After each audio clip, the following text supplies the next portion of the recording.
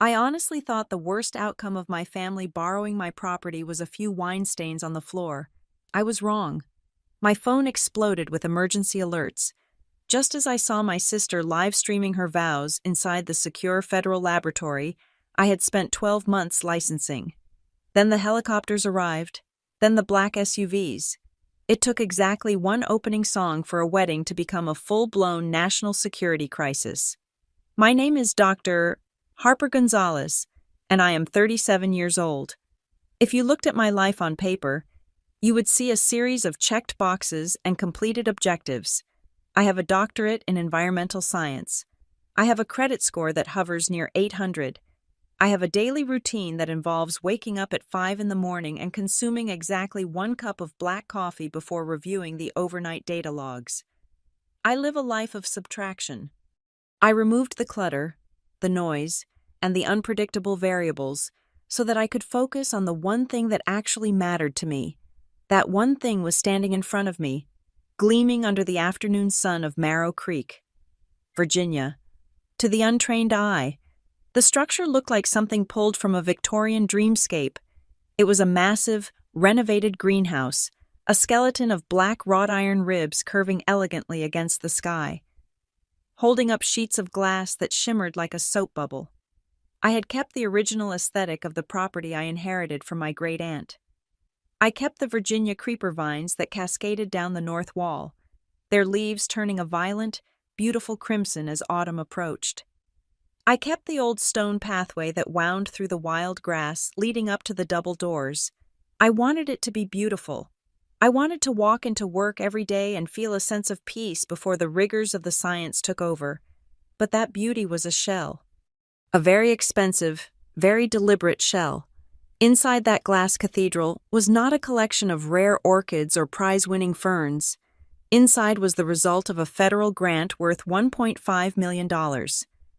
It was a biosafety Level 2 containment facility designed for the study of experimental enzymatic breakdown of microplastics.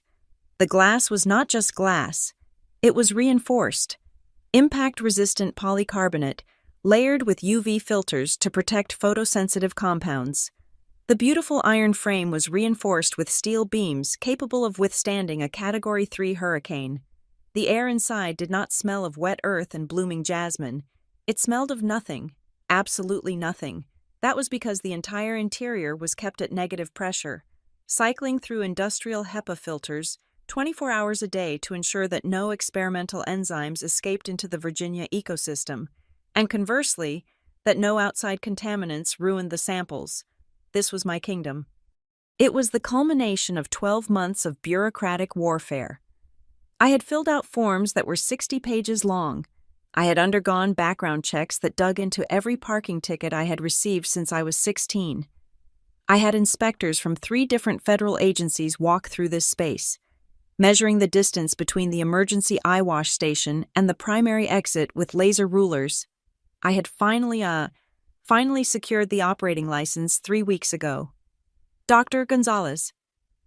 I turned away from the glass wall.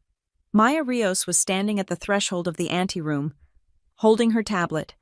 Maya was 24, brilliant, and possessed a respect for protocol that rivaled my own. She was the only person I trusted with the keypad code. The sensor on Zone 4 is reading a 0.2% variance in humidity, Maya said, pushing her glasses up her nose. I think the seal on the south vent needs a manual check. I will handle it, I said, nodding. You go home, Maya. It is Friday. You are off the clock. Maya hesitated. Are you sure I can stay? I know your family is coming down for the weekend, if you need an excuse to be busy in the lab.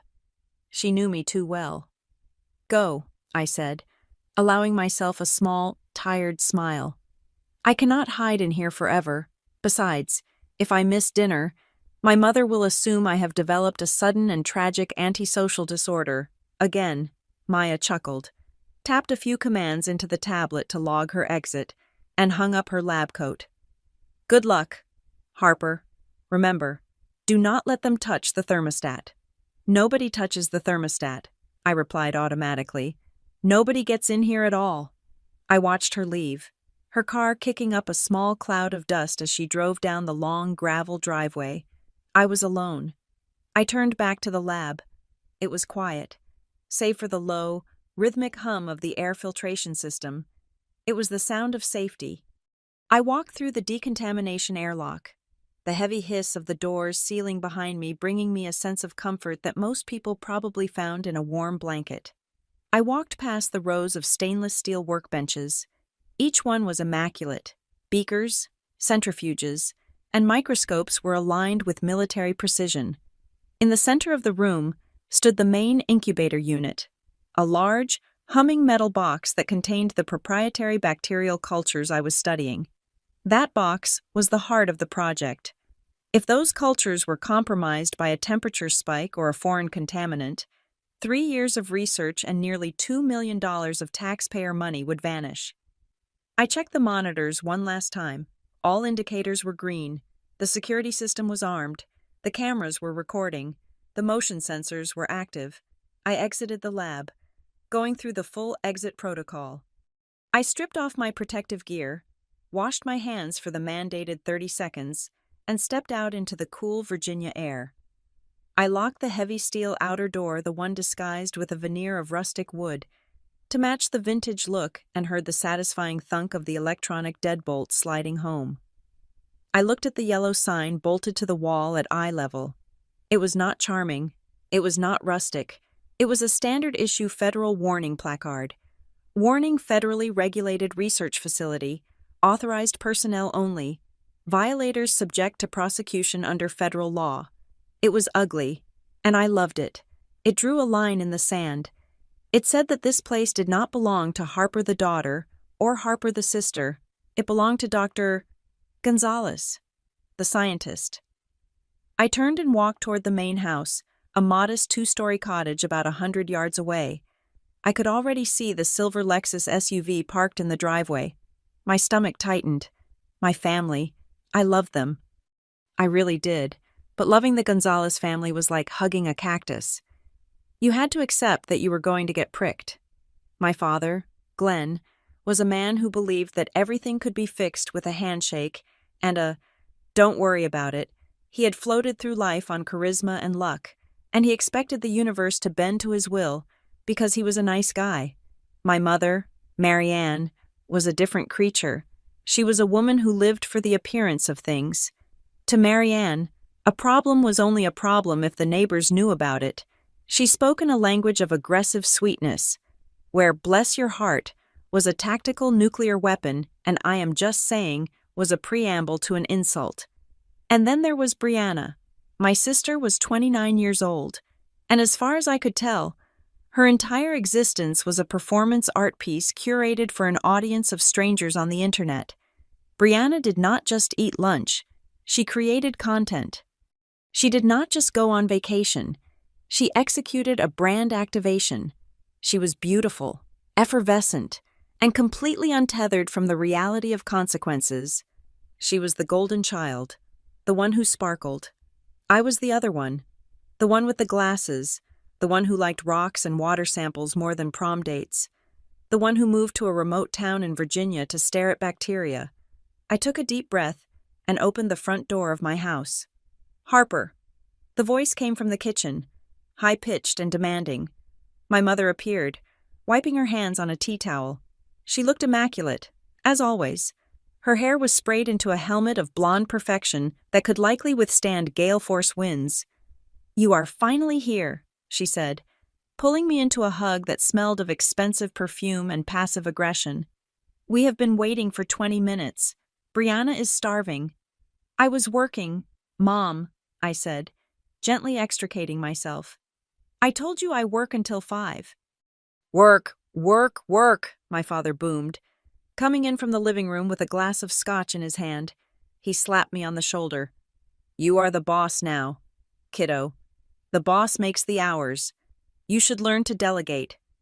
"It is a federal contract, Dad," I said, falling into the same explanation I had given a dozen times. "I have reporting requirements.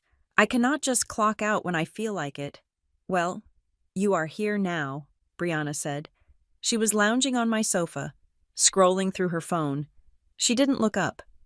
Did you change the Wi-Fi password? The signal is tragic out here. I can barely upload a story. It is the same password, Brianna. And we are in the mountains. The signal is what it is. I went to the kitchen to pour myself a glass of water. The tension was already humming in the air, a familiar frequency that I had lived with my whole life.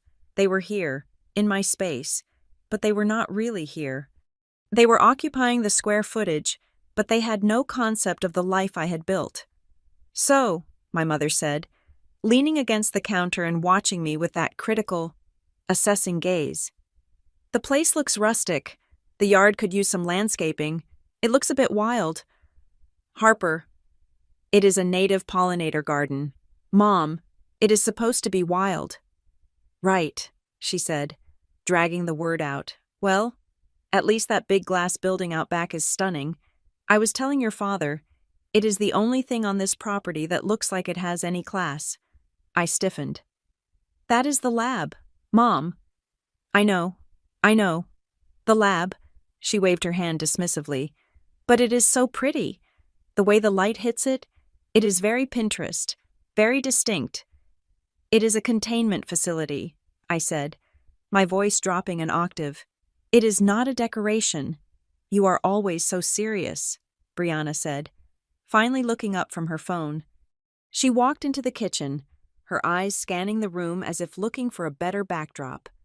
So, are we eating? I have a fitting next week, and I need to not be bloated, but I'm literally dying of hunger right now.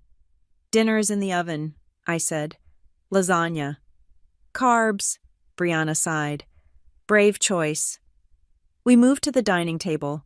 The conversation flowed in the way it always did around me, over me, but rarely with me. They talked about Brianna's engagement. She had gotten engaged 3 months ago to a man named Todd, a venture capitalist who wore loafers without socks and spoke entirely in buzzwords. I had met him twice. He seemed harmless enough, mostly because he spent the entire time looking at his reflection in silverware. The wedding planning is a nightmare, Brianna complained, picking at her lasagna. Every venue is booked for 2 years, or they want, like, $50,000 just for the rental.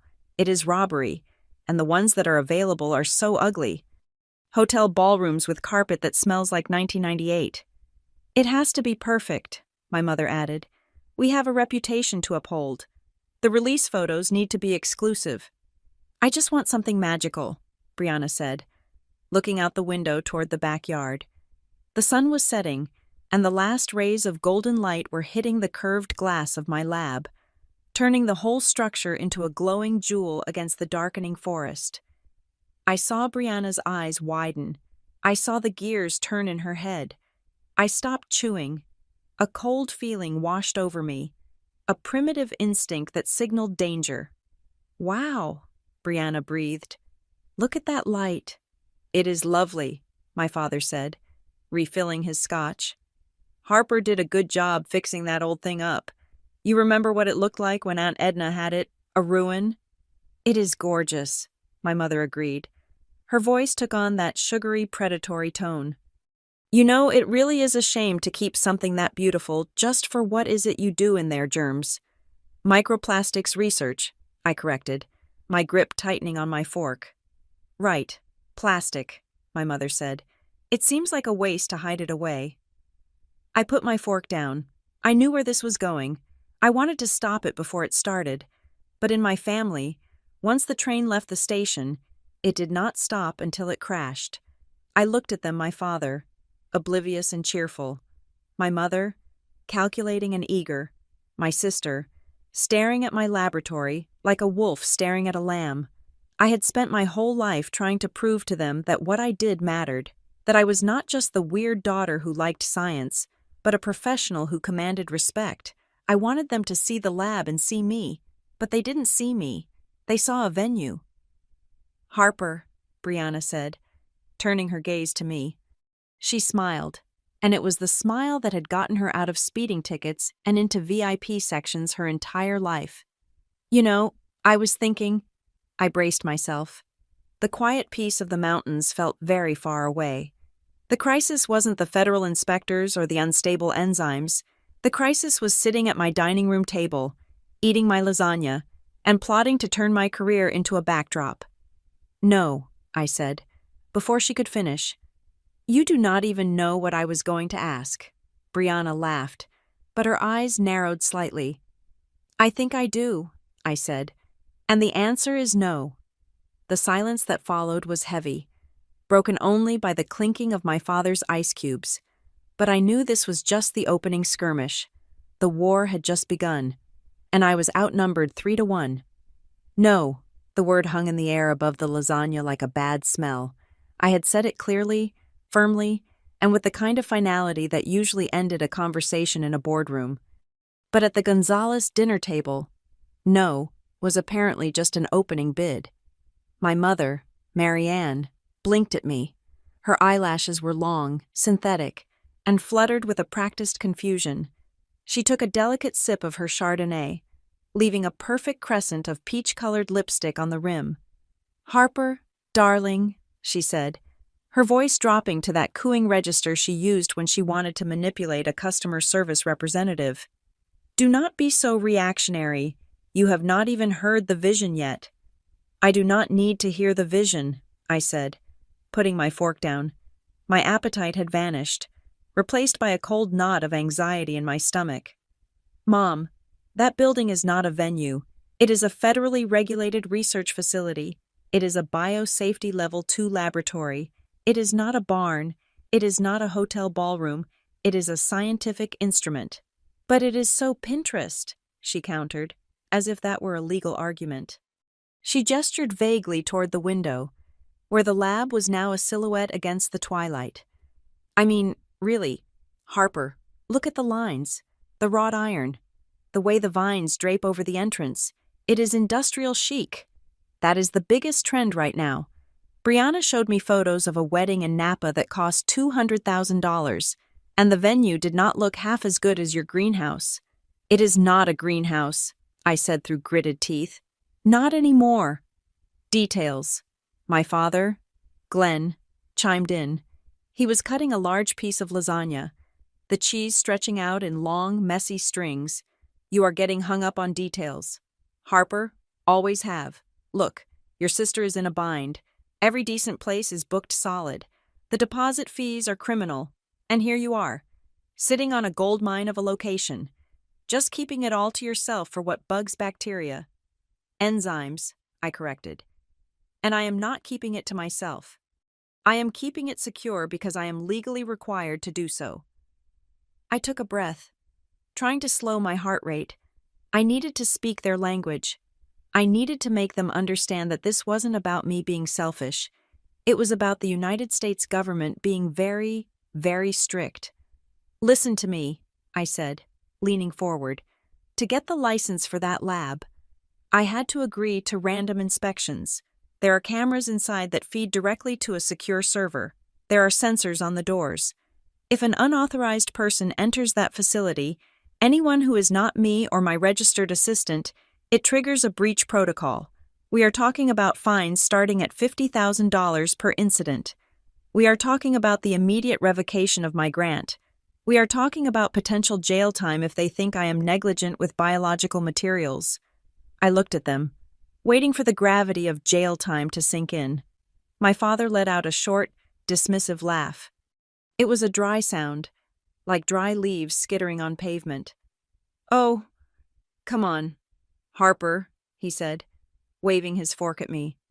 "You always were dramatic. Jail time for a wedding, you are acting like you are building nuclear warheads back there. It is a family event. Who is going to know the FBI is not watching your backyard in Marrow Creek?" "They do not need to watch the yard," I said, my voice rising. "They watch the data. They watch the access logs. Dad, this is not like fudging a tax return. This is Homeland Security level compliance." Brianna, who had been aggressively ignoring the conversation to edit a photo of her engagement ring, finally looked up. She sighed, a long, bored sound that suggested my concerns were physically exhausting her. "You are being so negative," she said. She dropped her phone onto the table with a clatter. This is supposed to be the happiest time of my life. I am stressed out of my mind trying to make this perfect. I have sponsors waiting on the date. I have followers asking for the venue reveal, and you are worried about paperwork. I am worried about my career, Brianna, I said. And federal prison. God, you are so selfish, she said, shaking her head. Her eyes, usually bright and vacant, sharpened with a sudden, cold clarity. Family is supposed to be priority number one. Harper, that is what Mom and Dad taught us. When I need you, you show up. That is the rule. The air in the room seemed to freeze. The clatter of silverware stopped. The hum of the refrigerator in the background suddenly sounded deafening. Family, I said, my voice quiet but steady, does not ask you to break the law.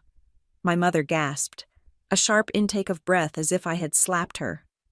My father's face reddened slightly, his jaw working. Brianna just stared at me, her expression unreadable, calculating. Well, my mother said finally, her voice brittle. I think that is quite enough of that attitude. We were just making a suggestion. There is no need to be hostile. I am not being hostile, I said. I am being realistic. Let us just drop it, my father grumbled.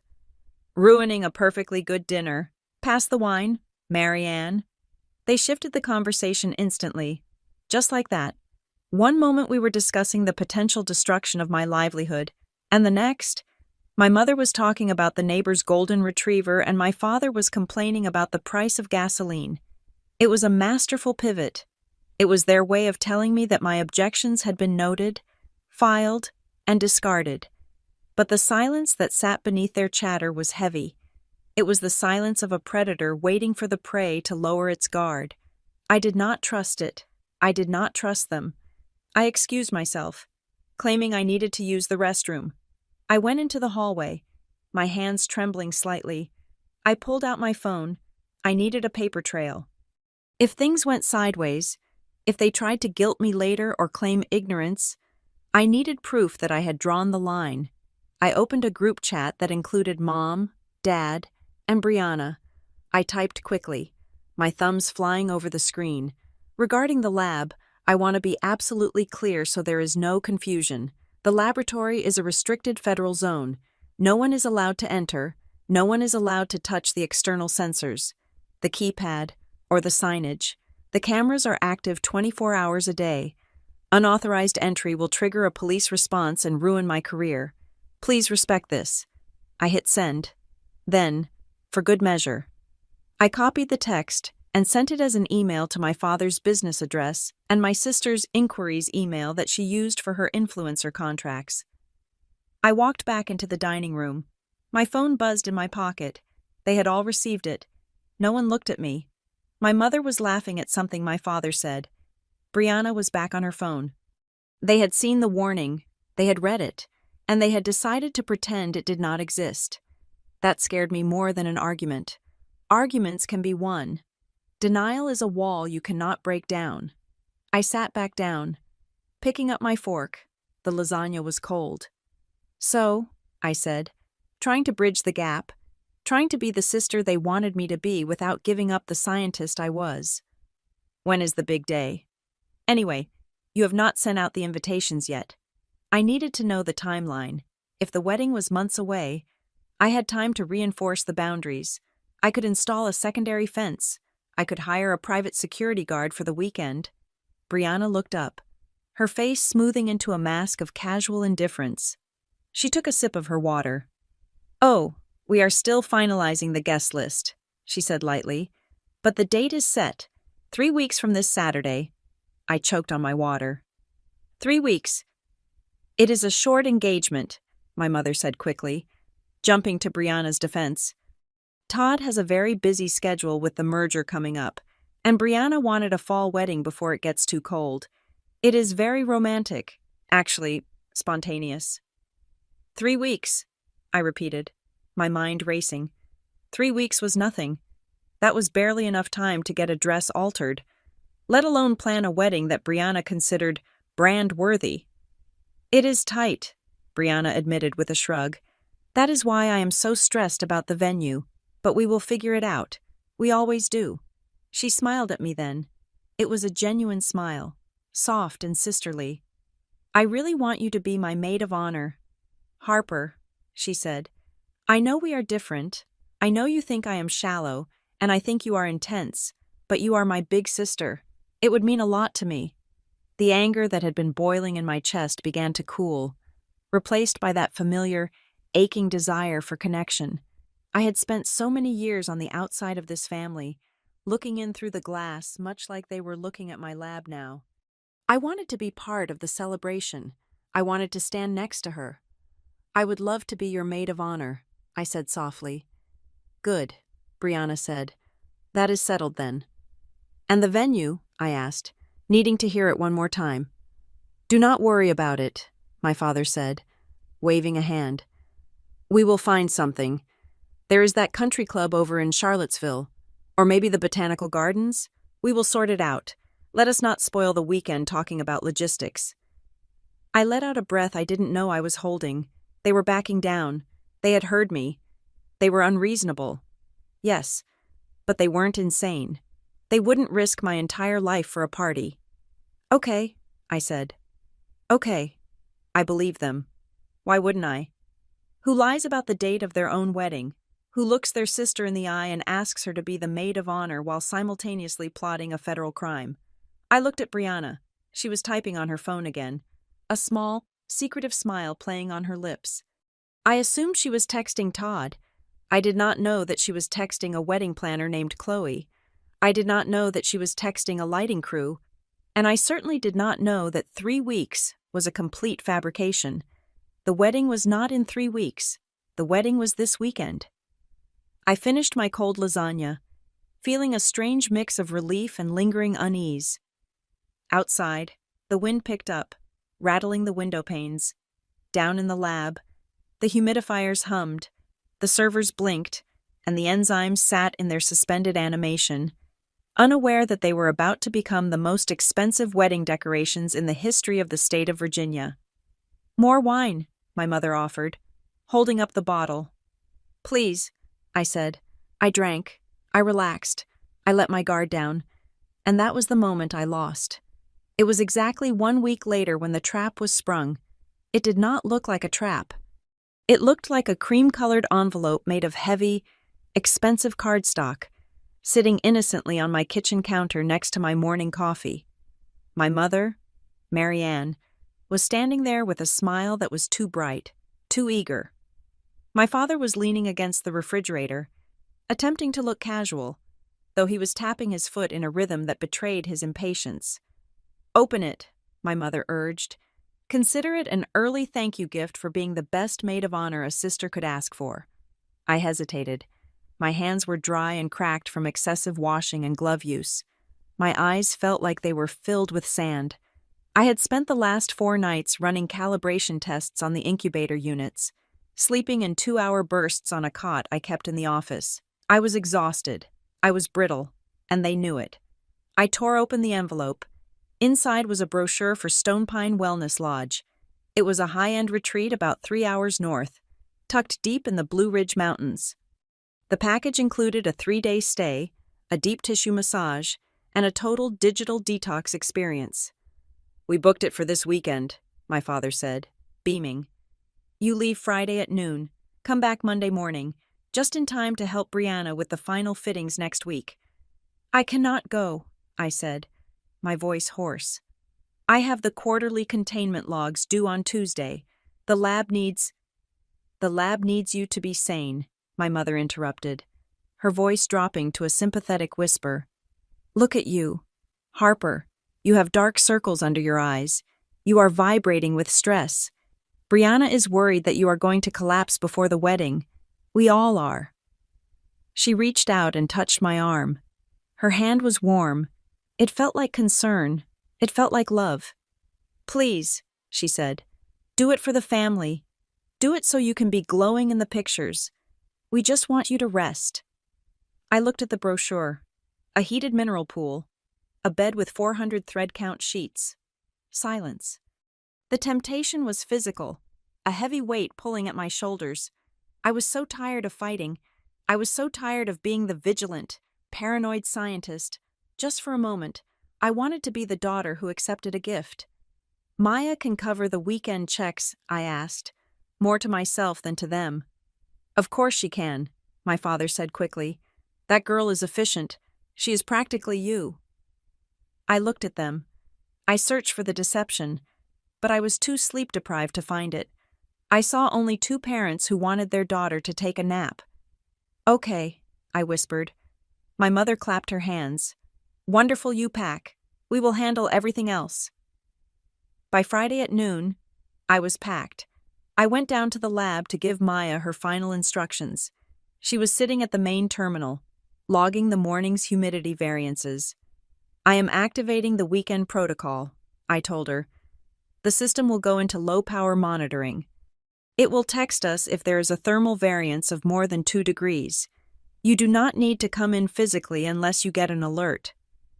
Maya nodded, typing in the command.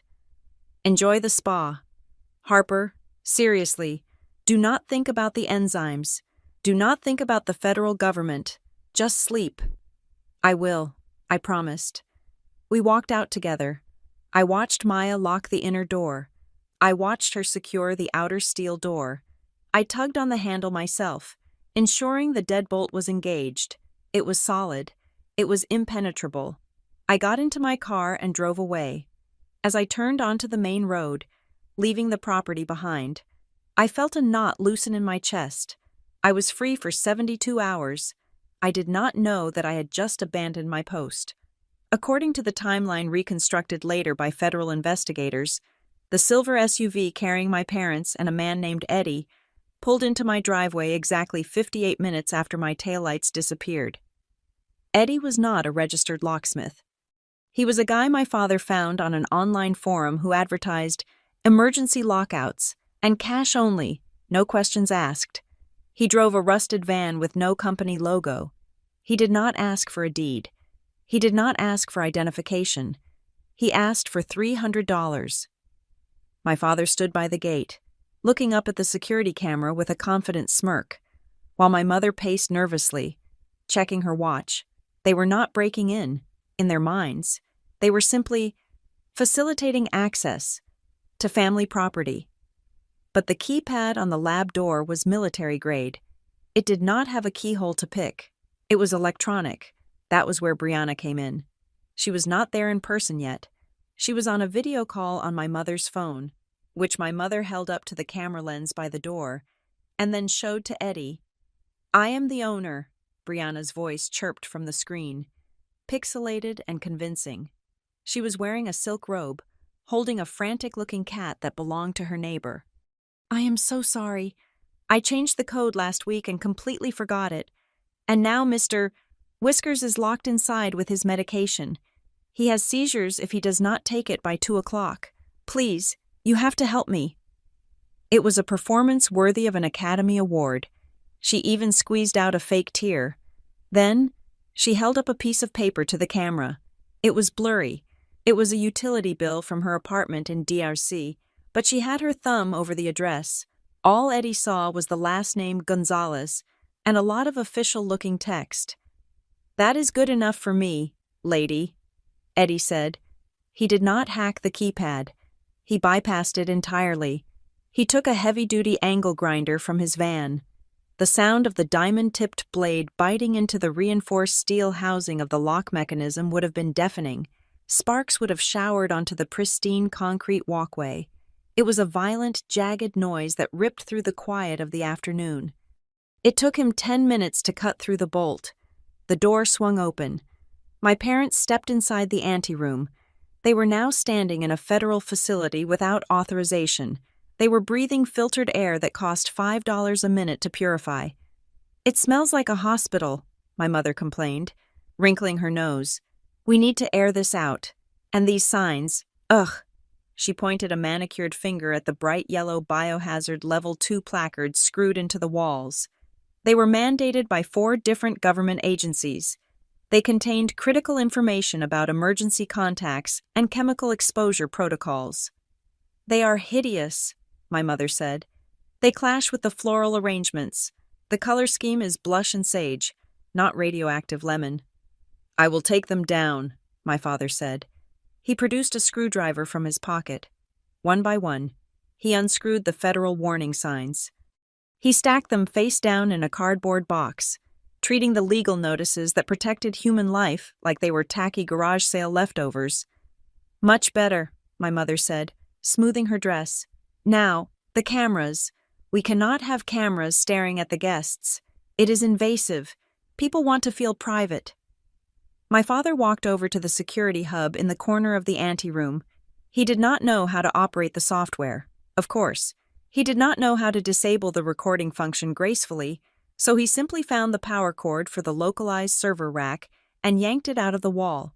At the Stone Pine Wellness Lodge, 60 miles away, I was checking into my room. I picked up my phone to check the lab status one last time before handing it over to the receptionist for the mandatory lockbox detox. The screen showed a gray icon. "Connection lost." I frowned. The signal in the mountains was spotty. It happened sometimes during storms. I looked out the window. The sky was clear blue. "Ma'am," the receptionist said, holding out a velvet bag. "Your phone. We find the relaxation is much deeper if you disconnect completely." I looked at the phone. I looked at the receptionist's soothing smile. I thought about my mother's plea for me to rest. "It is just a glitch," I told myself. Maya would have called if the power was actually out. I turned the phone off. I dropped it into the velvet bag. I handed it over. Back in Marrow Creek, the lab was now blind. The electronic brain that monitored air pressure, temperature, and unauthorized entry was dead. My father dusted his hands off. "There, private venue secured." "It is perfect," my mother sighed. Walking into the main lab space, she looked at the rows of expensive equipment, the glass beakers, the incubation units. She did not see delicate experiments. She saw shiny surfaces to put candles on. "We just need to move some of these metal tables around to make room for the dance floor." My phone was in a safe. I was walking toward a massage table, smelling lavender and eucalyptus. I was breathing deeply, letting the tension melt from my shoulders, unaware that my sister was currently standing in the center of my life's work, holding a tape measure. Brianna had arrived 10 minutes after the cameras went dark. She walked in like a conquering queen. She ignored the expensive filtration units. She ignored the sealed sample containers. She walked straight to the center of the room, where the acoustics were best. She pulled out her phone. She opened a group chat titled, "The Event of the Century." She typed, "Venue secured. The witch is gone. Bring the trucks tomorrow at 6 a.m. Then she sent a second message to her wedding planner. "We have full access. No restrictions. I want the stage right in the middle, under the glass dome, and make sure the lighting crew knows they can use the structural beams for the rigging. I want this to look expensive." She looked around the lab, a satisfied smirk playing on her lips. She didn't know that the structural beams were calibrated to hold glass, not theater lighting. She didn't know that the metal tables she wanted to move were bolted to the floor to prevent vibration from ruining the samples. She didn't know anything, and because I was currently lying face down on a massage table with cucumber slices on my eyes. Neither did I.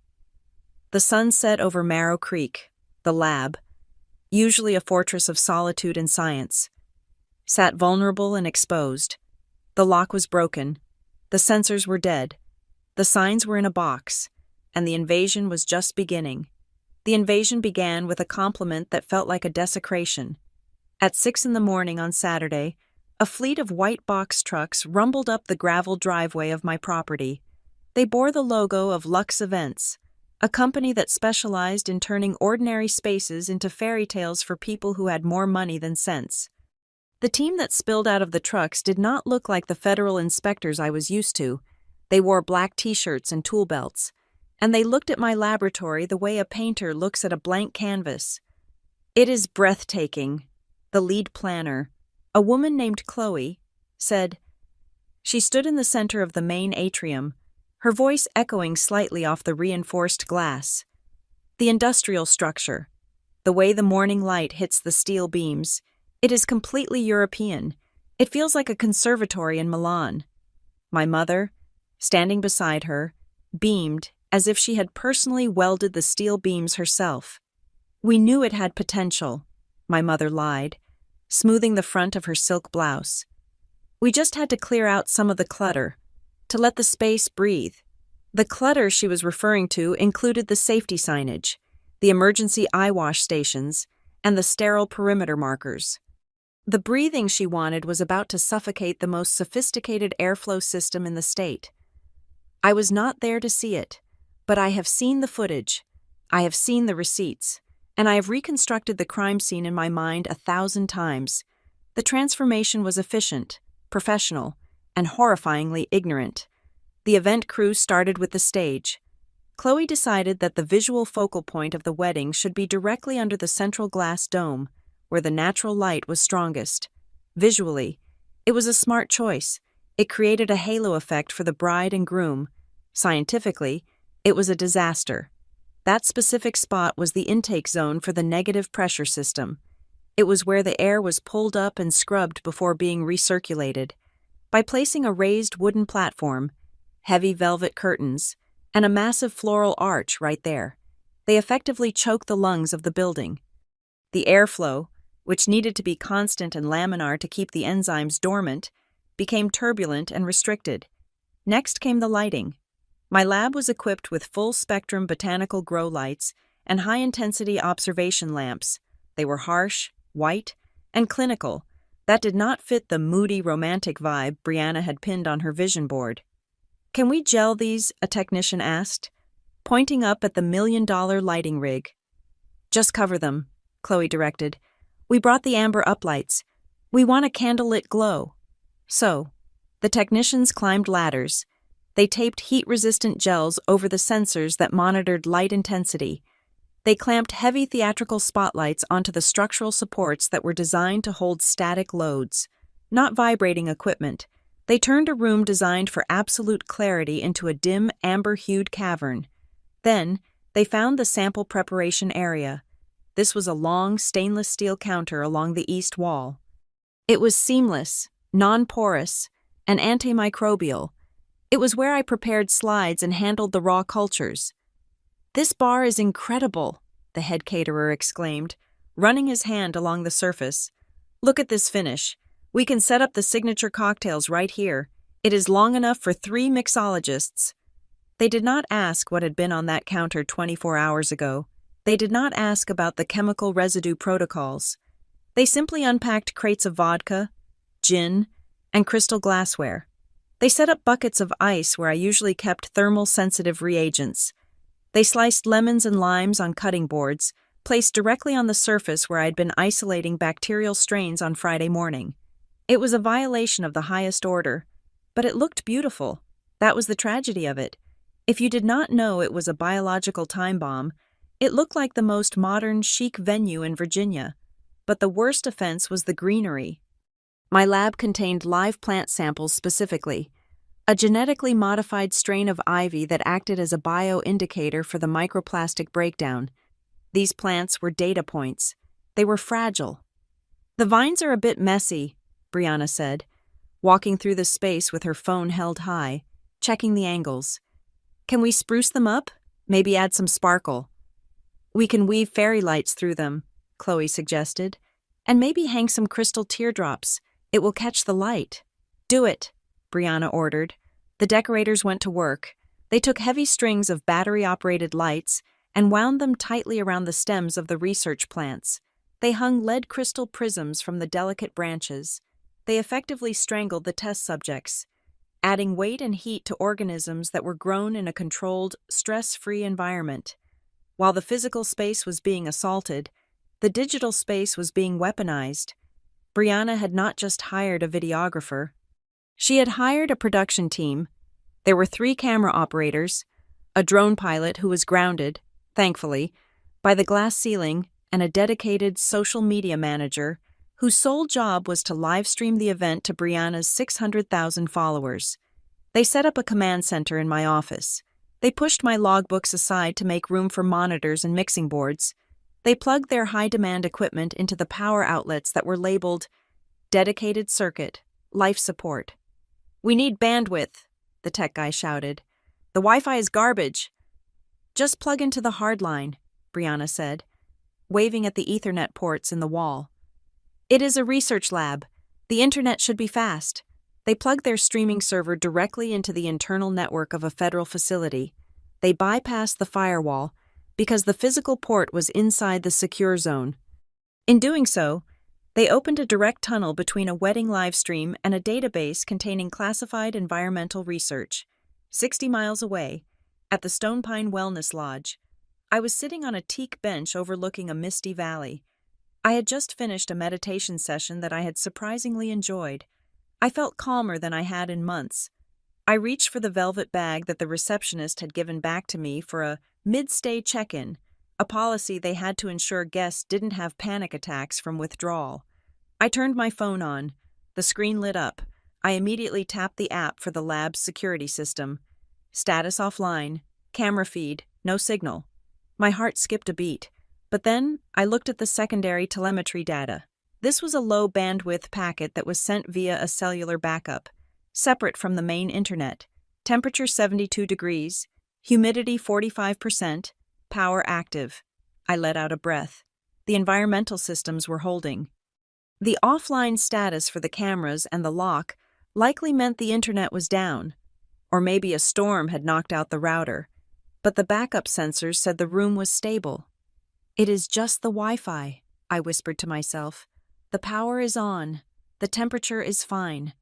I looked at the no signal icon again. A tiny voice in the back of my head screamed at me to get in the car. It told me to drive home and check. It told me that silence was not safety. But then I looked at the brochure in my lap. "Trust the process." It said, "Let go of control." I thought about my mother's face when she gave me the gift.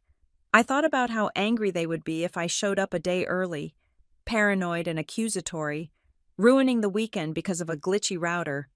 I am not going to be that person, I decided. I held down the power button on my phone. The screen went black. I put it back in the velvet bag. I handed it to the receptionist. "Lock it up until Monday," I said. The heavy steel door of the hotel safe swung shut. Clunk. That sound was the punctuation mark on my career. Sunday morning broke with a sky so blue it looked painted. In Marrow Creek, the transformation was complete. The lab was no longer a lab. It was a cathedral of light and glass. The guests began to arrive at 10 in the morning. They were exactly the kind of crowd Brianna craved. There were influencers with perfect teeth and ring lights attached to their phones. There were minor celebrities who were famous for being famous. There were venture capitalists who worked with my future brother-in-law. Men who wore suits that cost more than my first car. They stepped out of black limousines and luxury SUVs, their heels clicking on the pavement. They walked up the path, accepting glasses of champagne from waiters who were tray-passing drinks in the decontamination airlock. "Oh, this is stunning," a woman in a red dress gushed, spinning around in the anteroom. "It is so edgy." "Is this an art gallery?" "It is a private estate," my father said, standing at the door in a tuxedo, playing the role of the benevolent patriarch. "We like to keep it in the family." The guests flowed into the main lab. The space was crowded. 150 people packed into a room designed for maximum occupancy of 4 researchers. The body heat alone began to rise. The carbon dioxide levels from their breathing began to climb. The humidity from the open bar and the floral arrangements began to saturate the air. The sensors, the ones I couldn't see because my phone was in a safe, were screaming. The silent alarms were tripping one by one. Humidity warning, CO2 warning, airflow obstruction. But the alarms were silent. They were flashing red on a console in my office, buried under a pile of the videographer's equipment bags.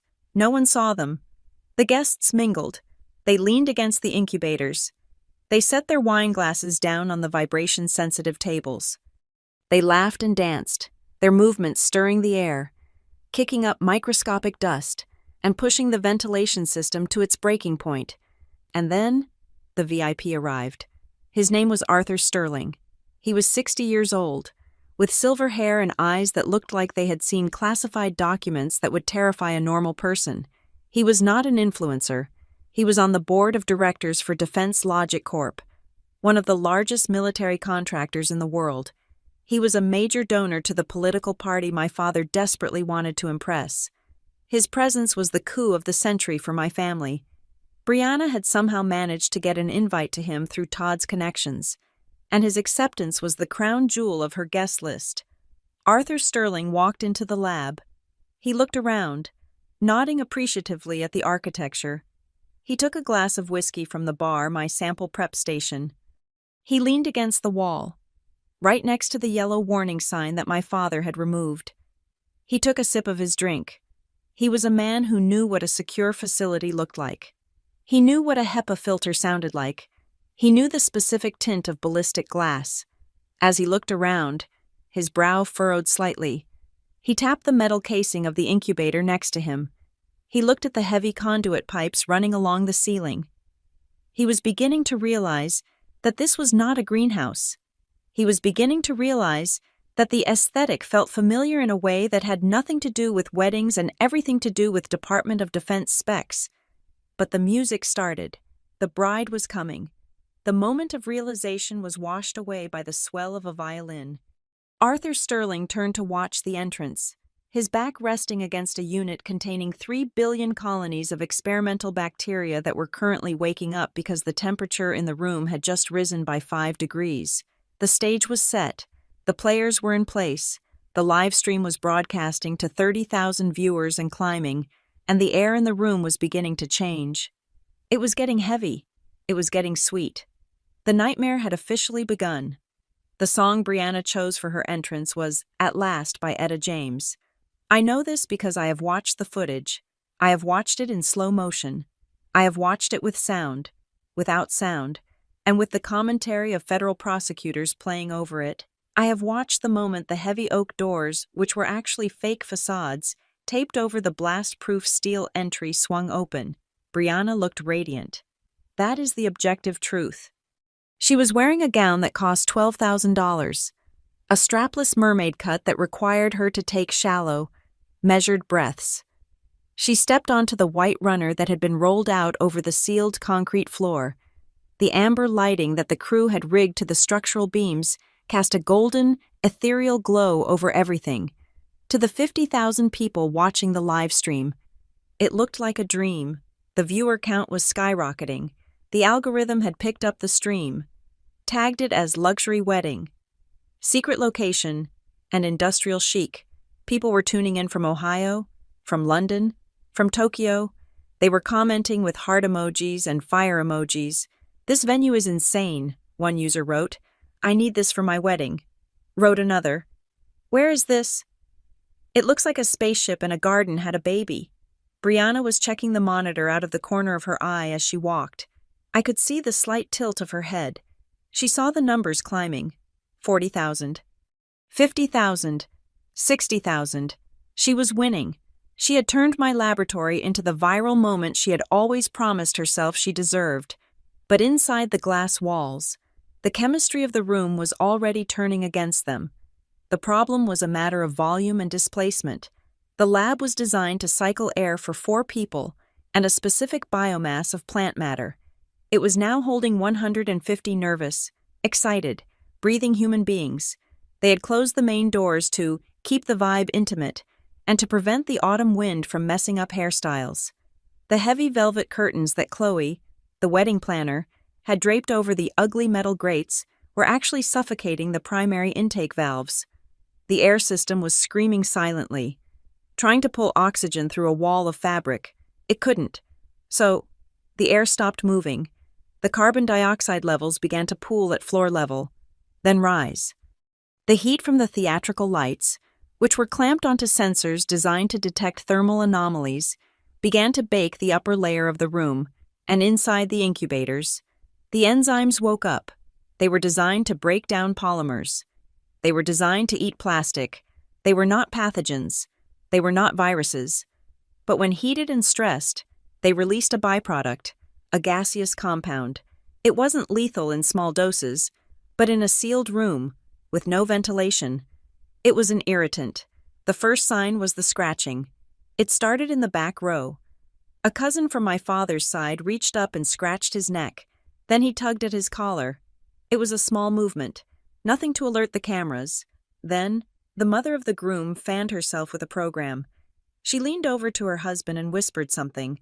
I can read lips well enough to know, she said. Is it hot in here? I feel dizzy.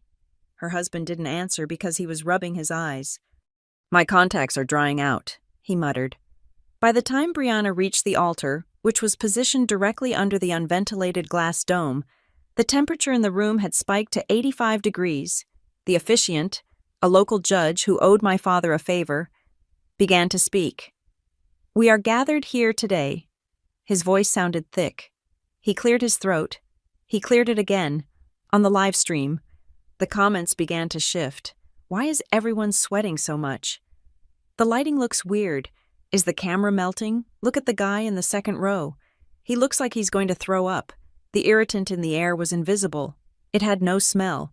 Or perhaps it smelled faintly of ozone, which the guests likely mistook for the scent of the expensive fog machine the DJ had tested earlier. But it was settling on their skin. It was entering their lungs. It created a sensation of intense, prickling heat. A feeling like 1,000 invisible wool sweaters were being pressed against your flesh. A baby started crying. It was a sharp, jagged wail that cut through the judge's speech. The mother tried to hush the child, bouncing him on her hip, but the baby was thrashing, rubbing his little face against her shoulder. Shh, my mother hissed from the front row. The cameras. But the cameras were recording something else now. They were recording the distortion. The heat in the room was causing the air to shimmer, creating a mirage effect. The straight lines of the steel beams appeared to bend. The guests' faces looked elongated, melted. To the people inside, the disorientation was setting in. High carbon dioxide and the enzyme byproduct were a potent mix. I do not feel well, the groom, Todd, said. He swayed on his feet. He looked at Brianna. Bree, the floor is moving. Brianna laughed. She actually laughed. She thought he was emotional. She thought he was overwhelmed by her beauty. Just hold it together, babe, she whispered through her perfect smile. We are trending. Just say, I do. But the crowd was no longer watching the couple. A woman in the third row stood up abruptly. I cannot breathe, she announced. Her voice was loud, panicked.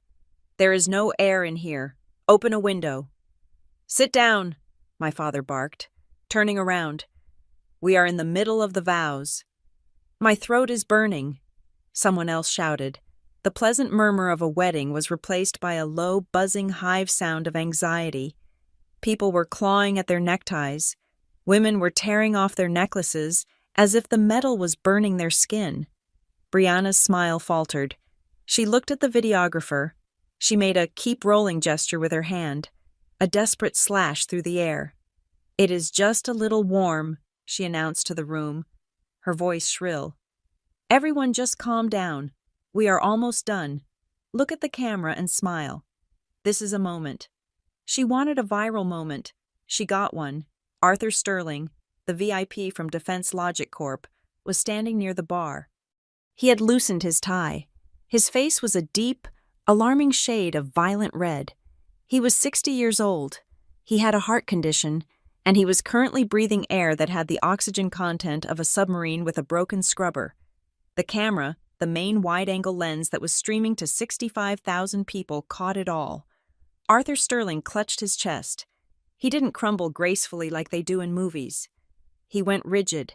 His eyes rolled back in his head, and then he fell forward, crashing into the signature cocktail table. The sound was explosive. Crystal glasses shattered. The table, which was not bolted down because the crew had moved it, tipped over. Ice and vodka and lemons sprayed across the floor. Call 911, a woman screamed. That was the breaking point. The illusion of the perfect wedding shattered along with the glassware. The guests were no longer guests. They were a trapped animal herd. The primitive part of the brain took over. Danger. Trap. Escape. Open the doors. My eyes, I cannot see. Let me out. The crowd surged toward the back of the room. They pushed and shoved, trampling the white runner. knocking over the gold Chiavari chairs. They reached the main doors, the ones with the fake wood facade. "Push!" someone screamed. They pushed, but the doors did not open, because my father, in his infinite wisdom, had wanted to ensure no uninvited locals crashed the party. He had asked the rental security guard to engage the manual deadbolt from the outside and wait for the signal to open them. The signal was supposed to be the end of the ceremony. The ceremony was not over. The crowd slammed against the steel-reinforced doors. They pounded on the glass. But this was not normal glass. This was polycarbonate laminate designed to withstand a chemical explosion. It was designed to keep dangerous things in. Now, it was keeping the people in. On the live stream, the comments had turned into a torrent of horror. "Oh my God, is that guy dead? They are trapped. Call the police. Someone call the police.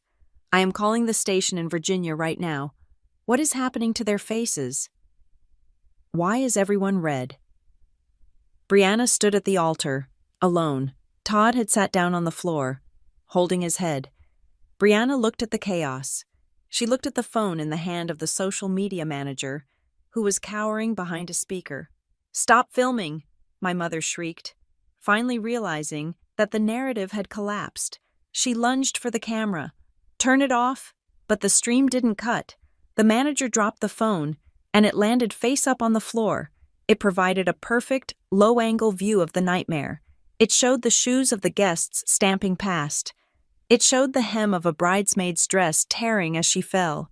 It captured the sound, the terrible, cacophonous sound of 150 people screaming in a sealed glass box. "Help us. The air. The air is poison." Outside, the rented security guards were confused. They heard the noise, but the thick glass muffled the screams into a dull roar. They thought it was cheering. They thought it was the party getting wild. They didn't open the door because they had been given strict orders by a man who paid them in cash. "Do not open this door until the music stops." The music was still playing. The string quartet, professional to the bitter end, was still sawing away at a Mozart piece, their terrified eyes darting around the room, playing the soundtrack to a disaster. My father was trying to pull the velvet curtains down from the vents, finally realizing his mistake, but they were rigged high up, tied with heavy wire. He jumped and grabbed the fabric, tearing it, but it just hung there, limp and mocking. I was 3 hours away, my phone in a safe, breathing clean mountain air, but in Marrow Creek, my family had created a terrarium of panic. The final image that burned itself into the internet's collective memory before the feed finally cut was of Brianna. She was pressed against the glass wall of the lab. Her hands splayed out on the transparent surface. Her makeup was running. Her mouth was open in a silent scream. Behind her, the room was a blur of motion and violence. Smoke from the overheated lights was starting to pool at the ceiling. She looked like a specimen. She looked like something captured and put on display. And in a way, she was. The whole world was watching the Gonzalez family implode, live in high definition. The silence of the Blue Ridge Mountains is deceptive. It feels permanent, like the ancient stone of the cliffs. But it is fragile. All it takes to shatter it is a single bar of cellular service. I was driving my sedan down the winding switchbacks of Route 17. The time was 11:42 in the morning on Sunday. My phone was in the passenger seat, freshly retrieved from the hotel safe, currently a black, silent rectangle. I was feeling the lingering effects of the massage and the digital detox. I was thinking about how I would apologize to Maya for disappearing. Maybe buy her a nice bottle of wine. Then, I rounded the curve near the old fire lookout. The signal bars on my dashboard display flickered from an X to a single bar, then to full LTE. My phone did not ring. It screamed. It was not a normal notification sound. It was a cacophony of overlapping alerts, a digital pileup that made the device vibrate so violently it rattled against the plastic of the cup holder. It sounded like a slot machine paying out a jackpot in hell. I glanced over. The screen was a blur of red banners. System critical, thermal breach zone 4, airflow failure, unauthorized biological load. Security perimeter compromised. My heart slammed against my ribs. I pulled the car onto the gravel shoulder, the tires crunching loudly. My hands were shaking so badly I dropped the phone twice before I could unlock it. There were 47 missed calls. 30 of them were from Maya. 10 were from my mother. 7 were from numbers I did not recognize. There were 112 text messages. I opened Maya's thread first. It was a timeline of a massacre. 10:00 a.m. Harper, where are you? Why are there trucks? 10:15 a.m. Harper, pick up. Your dad is at the gate. He cut the lock. 10:32 a.m. They are going inside. I am calling the police, but they say it is a civil dispute because your name is Gonzalez and so is theirs. 11:05 a.m. Harper, they have turned off the fans. The sensors are reading critical heat spikes. 11:15 a.m. There are people in there. Harper, they are having a wedding in the lab. 11:30 a.m. Answer your phone. They are trapped. I felt the blood drain from my face, leaving me cold and dizzy. I tapped the voicemail icon. The most recent message was from 12 minutes ago. I held the phone to my ear. Maya's voice was not the calm, collected tone of my efficient assistant. It was high, ragged, and terrified. Harper, you need to get here. Now. It is everywhere. I am watching the live stream. Brianna is streaming it. People are falling down. Harper, they are clawing at the glass. The police are just standing outside the fence because they do not have hazmat gear, and they see the biohazard signs. You have to tell them what is in the air. Tell me what is in the air. Is it the pathogen? Harper, please pick up. I dropped the phone into my lap. I stared at the windshield. The beautiful mountain view was gone, replaced by a gray tunnel of vision. My family, my sister, 150 people. I did not scream. I did not cry. A switch flipped in my brain. The same switch that engaged when a centrifuge became unbalanced or a sample showed unexpected volatility. The sister died in that front seat. Dr. Gonzalez took the wheel. I grabbed the phone and opened the link Maya had sent. It was a screen recording of the live stream, preserved by someone on Twitter. I watched it. I saw my laboratory, my sanctuary, turned into a smoke-filled cage. I saw Brianna. Her dress was ripped at the hem. She was pounding on the glass wall, her face a mask of red, blotchy irritation. I saw Arthur Sterling, the man who controlled defense contracts worth billions, lying prone on the floor, surrounded by broken glass and spilled vodka. I saw the terror. And then I saw the comments scrolling on the side of the video. Is this a terrorist attack? Look at their skin. It is chemical warfare. The bride is bleeding. I shut the video off. I knew exactly what was happening. The thermal stress had activated the enzyme production in the Pseudomonas cultures. Without ventilation, the concentration of the gaseous byproduct, a mild respiratory irritant in open air, had reached toxic levels within 45 minutes. It caused hypoxia, disorientation, and severe dermal reaction. They were not dying of a virus. They were suffocating in a soup of bacterial exhaust and their own panic. But if the local police breached that door without sealing the area, the gas would escape. The concentration would drop.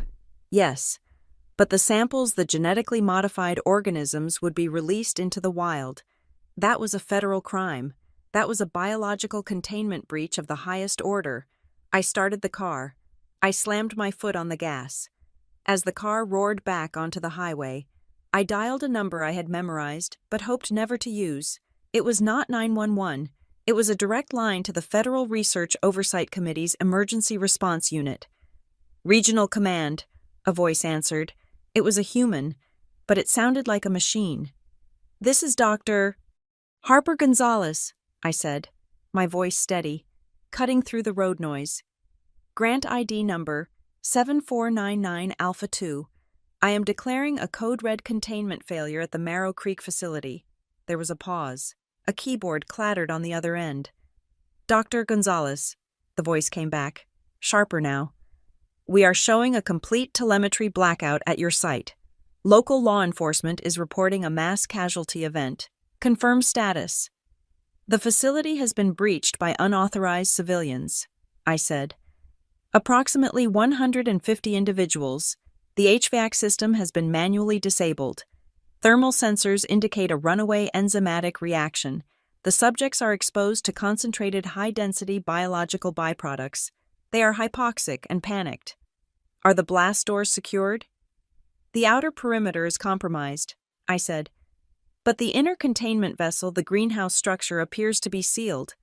Sir, if the local fire department smashes that glass, we lose containment of the modified strains.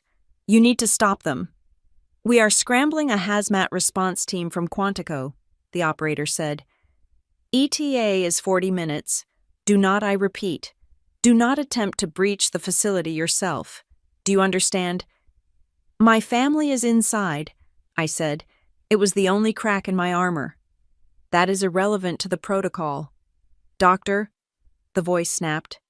If you open that door without an airlock cycle, you violate federal law and endanger the surrounding ecosystem.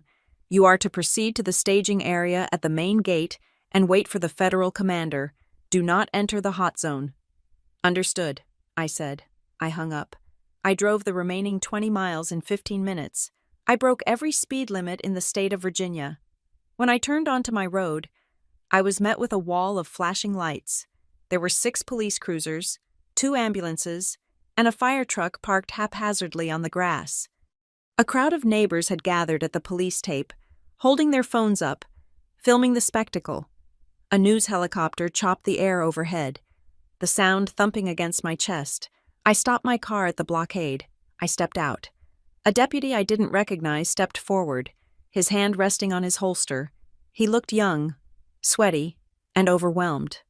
"Ma'am, you cannot be here," he shouted over the noise of the helicopter. "This is a restricted area. We have a hostage situation or a chemical leak. We do not know which." "I am the owner," I shouted back, walking toward him with my hands up. "I am Dr. Gonzalez. I know what is happening inside." The deputy's eyes widened. He grabbed his radio. "Dispatch, I have a female suspect here. Says she is the owner." "I am not a suspect," I yelled, my patience snapping. "I am the scientist. You need to tell the fire chief not to break the glass if he breaks the glass. He releases a federally regulated pathogen." I used the word pathogen because I knew it would scare them. I knew enzyme sounded too harmless. I needed them to freeze. It worked. The deputy grabbed my arm, hard. He spun me around. "You are detaining me," I asked, incredulous. "Until we figure out what the hell you cooked up in there. Lady, you are not going anywhere." He spat. He marched me toward the back of a cruiser. I sat in the back of the police car, the hard plastic seat digging into my spine. Through the wire mesh of the window, I could see my house. I could see the lab. It looked like a scene from a sci-fi horror movie. The beautiful glass structure was filled with a swirling, milky fog. I could see dark shapes pressed against the glass hands. Faces. They were not moving as much now. They were conserving oxygen, or they were unconscious. I felt a vibration in my pocket. The deputy had not taken my phone. I pulled it out, shielding the screen with my hand. It was a notification from Twitter. A user named TruthSeeker99 had tagged me in a post that was already viral, with 10,000 retweets in the last hour. The post read, "Breaking Dr. Harper Gonzalez, the owner of the Death Wedding venue, is a radical environmentalist who has written papers on human population control. Sources say she lured her own family into a gas chamber to test a new biological weapon. This was not an accident. This was a live human trial." I stared at the words. It was a lie. A grotesque, insane lie. I had never written about population control. I researched plastic decomposition, but the internet did not care about the truth. The internet saw a glass box full of gasping rich people and a scientist who was conveniently out of town when the lock was cut. I looked up at the helicopter circling above. I looked at the police officers glaring at me through the windshield. I realized then that saving the people inside the lab was going to be the easy part. The federal team would arrive. They would set up a mobile airlock. They would vent the gas and drag the victims out. My family would cough and choke, but they would live. But my life. The life of Dr. Harper Gonzalez, respected researcher. That was dead. It had died the moment Brianna walked down the aisle. My family had not just borrowed my property, they had framed me.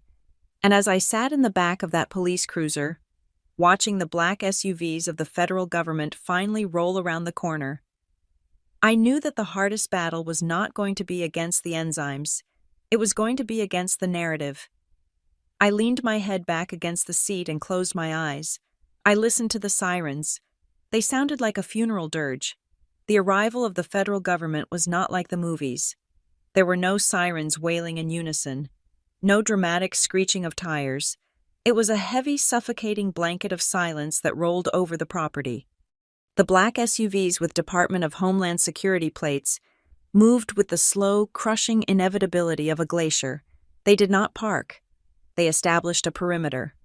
I sat on the tailgate of an ambulance, draped in a foil shock blanket that crinkled every time I shivered. I was not shivering from cold. I was shivering from the sight of my life's work being wrapped in yellow tape that read, "Crime Scene." The chaotic noise of the wedding guests had been replaced by the rhythmic hiss of decontamination tents. The federal team, led by a man who introduced himself only as Special Agent Miller, had erected a mobile command center on the front lawn, right on top of my mother's prize-winning hydrangeas. Miller was a man who looked like he had been carved out of granite and bureaucracy. He approached me with a clipboard and a face void of empathy. "Dr. Gonzalez," he said. It was not a question. "We have cleared the building. The subjects have been triaged. 32 individuals have been transported to the regional medical center with acute respiratory distress and chemical burns. The rest are being processed here." "Processed?" I asked, my voice sounding thin and foreign to my own ears. "Decontaminated and interviewed," Miller said. "And then charged. Depending on what we find, I need your phone, doctor, and I need the access codes to your server." I handed over my phone without hesitation. It was my shield. It was the only thing standing between me and a federal indictment for bioterrorism. "The code is 8810 Alpha, I said. "Check the message history. Check the emails from last Friday. I want it on the record immediately that I did not authorize this event." Miller passed the phone to a technician who was already plugging a cable into a ruggedized laptop. "We will see," Miller said.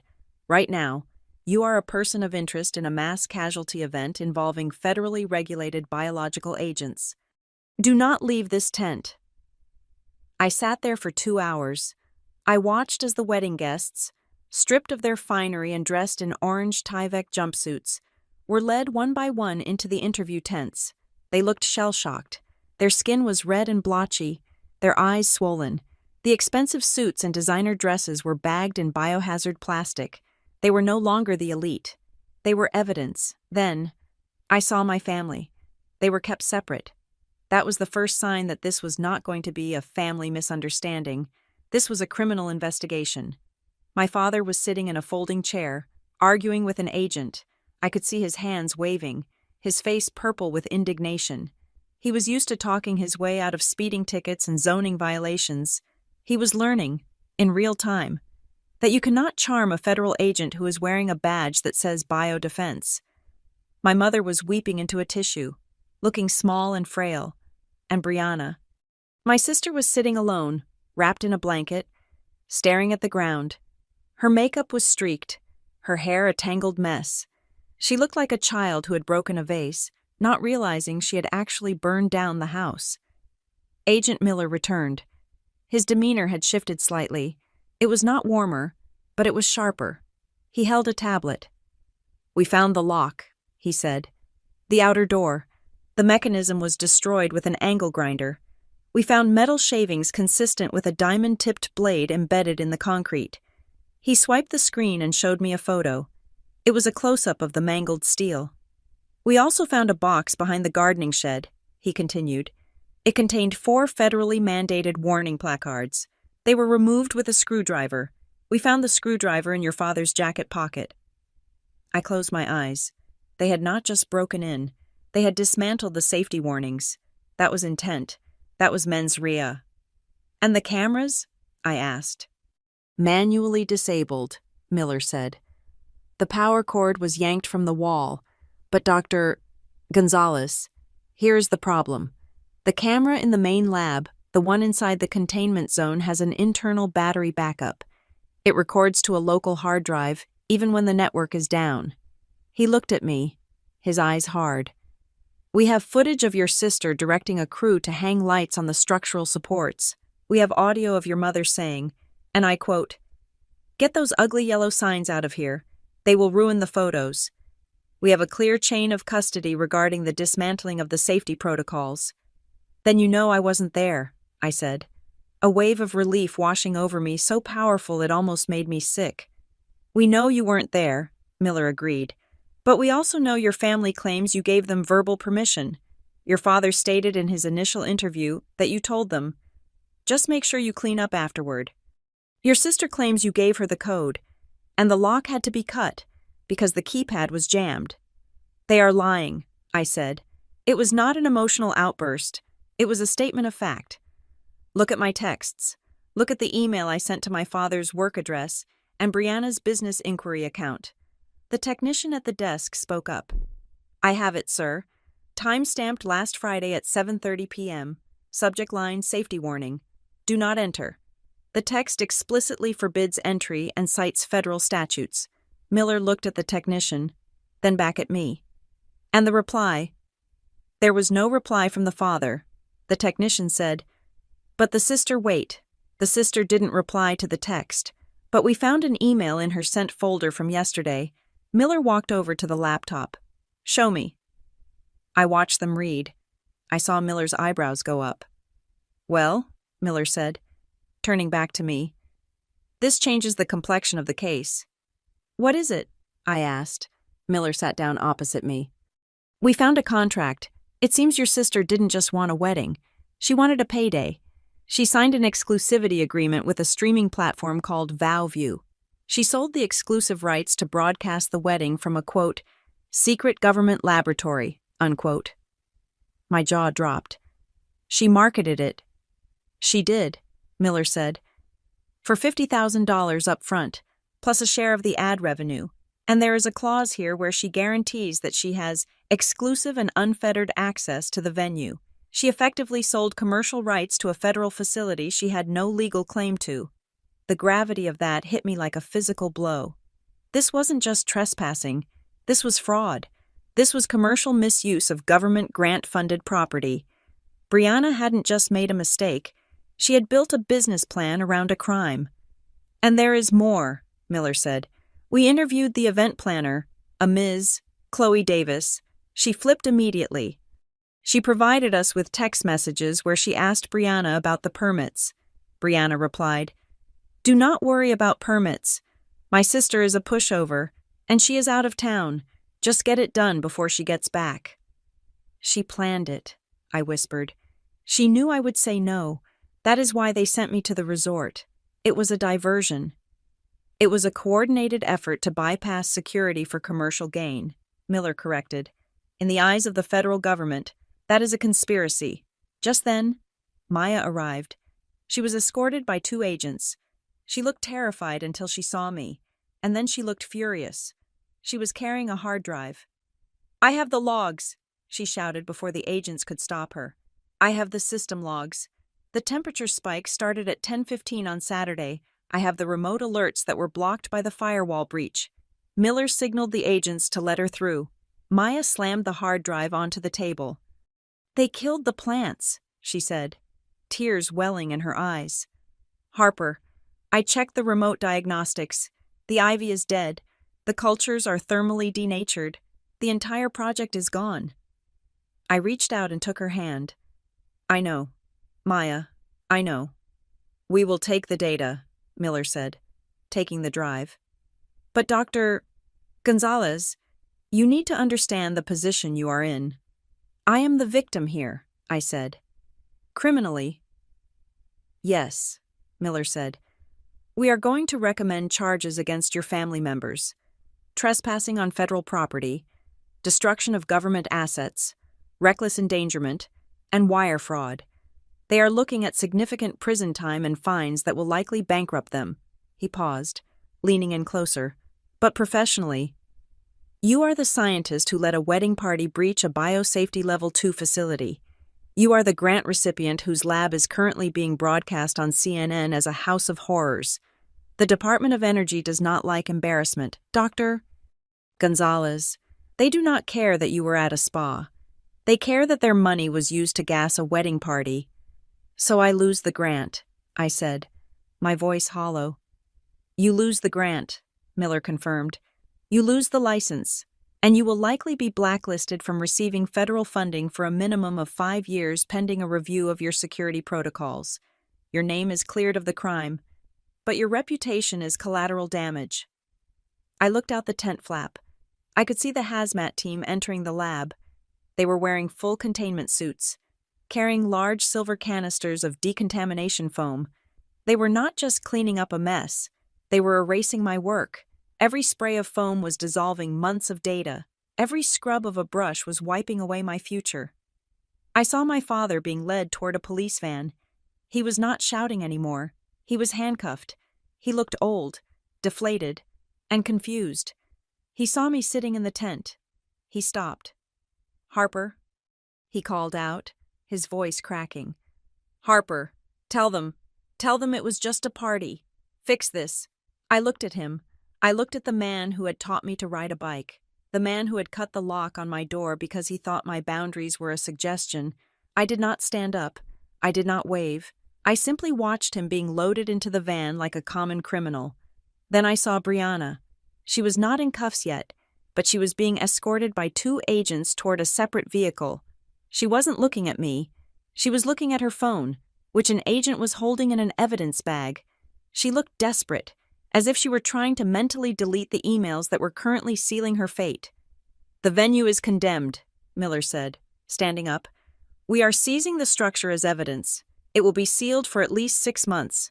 When we are done, you can petition to have the property released, but the equipment inside will be destroyed as bio-waste. I understand, I said. You should get a lawyer, Dr. Gonzalez, Miller advised. Not for the criminal case, for the civil suits, because every single person who was in that room is going to sue you, your sister, your parents, and the horse you rode in on. I have insurance, I said automatically. Not for this, Miller said. Intentional criminal acts void liability policies. You are on your own. He walked away, leaving me sitting in the cold tent. Maya sat next to me. We can rebuild, she said softly. We can find private funding. We can start over. I looked at the lab one last time. The sun was setting, casting long shadows across the lawn. The glass structure, which I had designed to be a beacon of progress, was now a dark, taped-off tomb. The beautiful ivy was dead.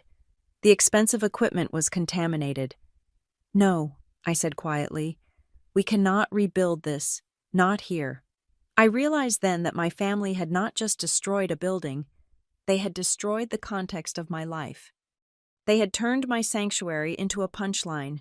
I watched a hazmat tech spray a thick layer of white foam over the front door, covering the jagged metal where the lock used to be. It looked like snow. It was the funeral of Dr. Harper Gonzalez, the daughter, and from the ashes, something else would have to rise, something colder, something that didn't need approval and didn't accept apologies. Come on, Maya, I said, standing up and shedding the foil blanket. Let us go give a statement. I want every single word recorded. What are you going to say? Maya asked. I'm going to tell them the truth, I said, that I built a fortress, and my family brought a Trojan horse. If the previous week was defined by the chaos of the event, the following month was defined by the arithmetic of ruin. I sat at my dining table, which was now the only clear surface in my house. The rest of the space was covered in paperwork. My home had become a processing center for the fallout of what the media was now gleefully calling the toxic wedding. The bills did not arrive in a trickle. They arrived in a deluge. There were bills for emergency room copays. There were invoices for private ambulance transport. There were statements for pulmonary function tests, dermatological consultations, and urgent care visits. Then came the psychological damages. An invoice for trauma therapy, initial consultation, sat on top of the pile. It was from the mother of the flower girl. She was claiming that her 7-year-old daughter now had night terrors involving green fog and refused to enter any building with glass doors. The bill was for $450. There were 150 guests at that wedding. Every single one of them had a bill, and every single one of them had sent a copy to me, to my parents, and to Brianna. But the individual bills were just the raindrops before the hurricane. The hurricane made landfall on a Tuesday morning in the form of a process server. He was a bored-looking man who handed me a thick packet of documents bound with a heavy metal clip. "You have been served," he said, and walked away. I opened the packet. It was a class action lawsuit filed by the firm of Callaway, Stein, and Roth. The plaintiffs listed on the first page took up 3 sheets of legal paper. The suit named 4 defendants: Glenn Gonzalez, Marianne Gonzalez, Brianna Gonzalez, and Dr. Harper Gonzalez. The charges were staggering: negligence, gross negligence, intentional infliction of emotional distress, premises liability, false imprisonment, and terrifyingly, exposure to hazardous biological materials. They were asking for damages in the amount of $50 million. I called my parents. They were staying at a motel on the outskirts of town because the press was camped out on their front lawn. "We are handling it," my father said, his voice sounding thin and brittle. "I called our insurance agent. We have an umbrella policy. That is what insurance is for. Harper, it will cover the legal fees and the settlement. Stop worrying." He was wrong. He was so tragically, confidently wrong. 2 days later, the denial letter from the insurance company arrived. It was not a standard form letter. It was a detailed, 6-page legal dismantling of my parents' financial existence. I was there when the adjuster explained it to them. We sat in the cramped motel room, the air conditioner rattling in the window. "Mr. Gonzalez," the adjuster said, not making eye contact. "Your homeowner's policy covers accidents. A tree falling on a roof is an accident. A guest slipping on an icy walkway is an accident." He tapped the file on the table. "Cutting a lock with an angle grinder is not an accident." The adjuster continued. "Manually disabling a security system is not an accident. Ignoring written warnings from the property owner is not an accident. These are classified as intentional acts causing bodily harm. Clause 7. Section B of your policy specifically excludes coverage for any damages resulting from criminal or intentional acts." "But we did not intend to hurt anyone," my mother cried, clutching a tissue. "We just wanted a wedding." "You intended to bypass the safety protocols," the adjuster said, closing his briefcase. "The injury was a direct result of that intentional act. We are denying the claim in full. We will not be providing legal counsel. We will not be paying out a single dime." My father sat on the edge of the bed, his face gray. "But the lawsuit, $50 million. We will lose the house.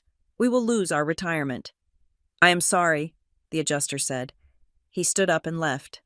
The silence in the room was absolute. In that moment, the safety net that my parents had relied on their entire lives, the belief that the system would protect good people like them, snapped. They were naked before the law, but the financial ruin was only one front of the war. The reputation war was bloodier. Arthur Sterling, the VIP from Defense Logic Corp., did not join the class action suit. He filed his own. His lawyers were not looking for money to cover medical bills. They were looking for blood. The complaint cited defamation per se and professional humiliation. The video of Arthur Sterling collapsing into the vodka table had been viewed 40 million times. It had been turned into a meme. People were using GIFs of his seizure to react to bad sports plays or awkward political moments. He was a man who negotiated billion-dollar arms deals. Now, he was the vodka guy. He wanted $10 million in personal damages. He wanted a public apology broadcast on national television. And he wanted to ensure that no one with the last name Gonzalez ever worked in a reputable industry again. This collateral damage hit Brianna the hardest. My sister was staying in my guest room because she had nowhere else to go.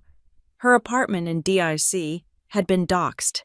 People had sent glitter bombs and cow manure to her mailbox. She spent her days scrolling through her phone, her eyes wide and bloodshot.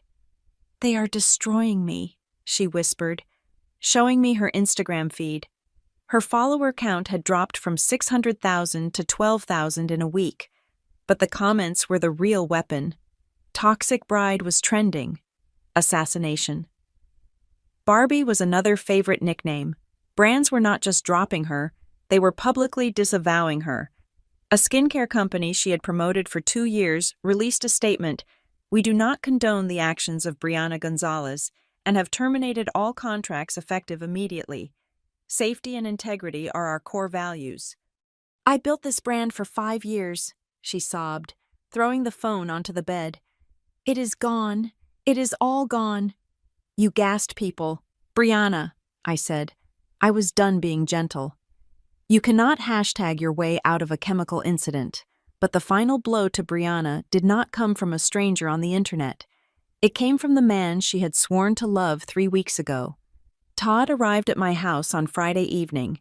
He did not bring flowers. He brought 3 empty suitcases. He looked terrible. His skin was still peeling slightly from the chemical exposure, and his eyes were cold. "Todd," Brianna asked, standing up from the sofa. "Babe, I am so glad you are here. We need to present a united front. My PR crisis manager says if we do an interview together—" "There is no we, Brianna," Todd said. He walked past her and started throwing his clothes into the suitcases. "What?" Brianna froze. "I got fired this morning," Todd said, not looking at her. "The partner said I am a liability. They said having a wife who is under federal investigation for bioterrorism is bad for client confidence. I lost my equity shares. I lost my bonus." "We can fix this," Brianna pleaded. Grabbing his arm, Todd shook her off. "My lawyer has advised me to annul the marriage based on fraud. You lied about the venue. You lied about the legality. You trapped me in a glass box and poisoned me." "Brianna, I did it for us," she screamed. "You did it for the likes." Todd spat. He zipped up the suitcase. "I hope they were worth it." He walked out the door. Brianna collapsed on the floor, wailing. It was a raw, ugly sound. It was the sound of a woman realizing that her vanity had a price tag she could not afford. I watched her, and I felt a pang of pity. But it was distant. I had my own survival to worry about. The university where I held an adjunct position had placed me on administrative leave. My research partners at other institutions had stopped returning my emails. I was radioactive. I had to hire my own lawyer. Her name was Evelyn Sharp, and she lived up to it. She charged me $600 an hour, and she made it clear that her job was not to save my family. Her job was to save me from my family. "We need to separate your liability," Evelyn told me in her office, which smelled of old leather and expensive coffee. "The plaintiffs are lumping you all together as the organizers. We need to prove that you were a victim, not a co-conspirator." "I have the texts," I said. "I have the emails." "That is a start," Evelyn said. "But we need more. We need to prove that they acted with malice, that they knew exactly what they were doing and did it anyway. We need a smoking gun." The smoking gun arrived 3 days later. During the discovery phase of the lawsuit, it was an internal email chain from Lux Events, the company Brianna had hired. Their servers had been subpoenaed by the class action lawyers, and the documents were shared with all parties.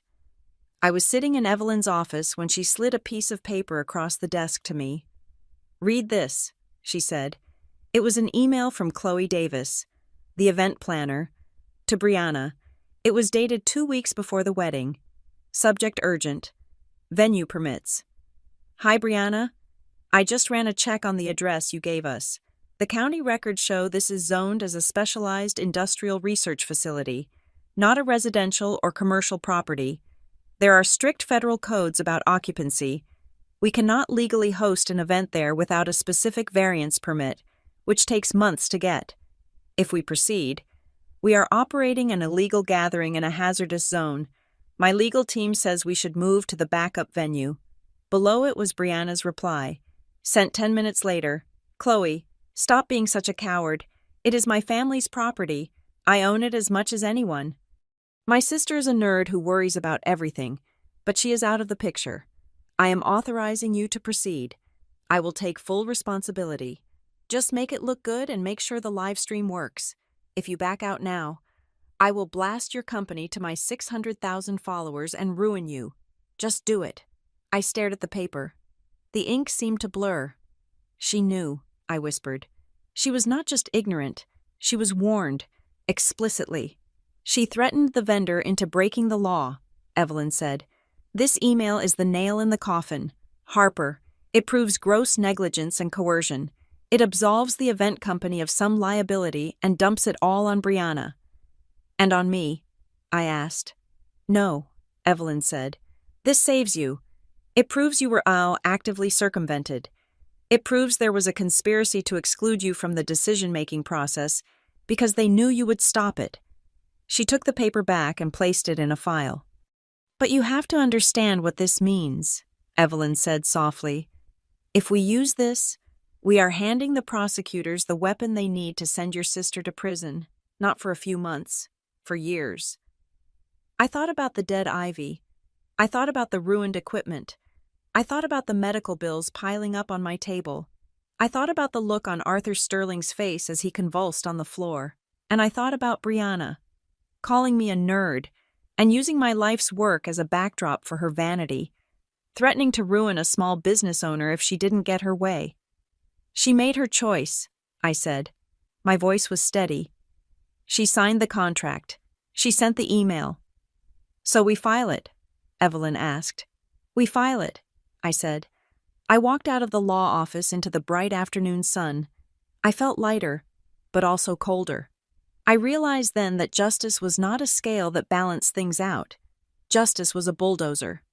It moved forward, crushing everything in its path. Lies, excuses, family bonds. My sister had started the engine. All I could do now was step out of the way and let it run her over. There is a specific moment in every failed experiment when you stop hoping for a different result and start documenting the failure. You stop trying to save the sample. You stop trying to tweak the variables. You simply observe the collapse, record the data, and write the post-mortem. For the first week after the disaster, I was still a sister. I was hurt, confused, and desperate for them to understand why I was angry. I wanted an apology. I wanted them to feel bad. But by the second week, I stopped being a sister. I became Dr. Harper Gonzalez again. And Dr. Gonzalez does not rely on feelings. She relies on evidence. I realized that arguing with my family was useless. They were operating on a frequency of emotion and delusion. I needed to operate on the frequency of federal law and hard documentation. I stopped taking their calls. I stopped reading their texts begging for family unity. I treated them exactly like what they had become, hostile variables in a legal equation. I moved my base of operations to Evelyn Sharp's conference room. We turned that room into a war room. We are not going to fight them with insults, I told Evelyn. We are going to fight them with a timeline. We are going to reconstruct reality, minute by minute, until there is no room left for their version of the story. We started with the data.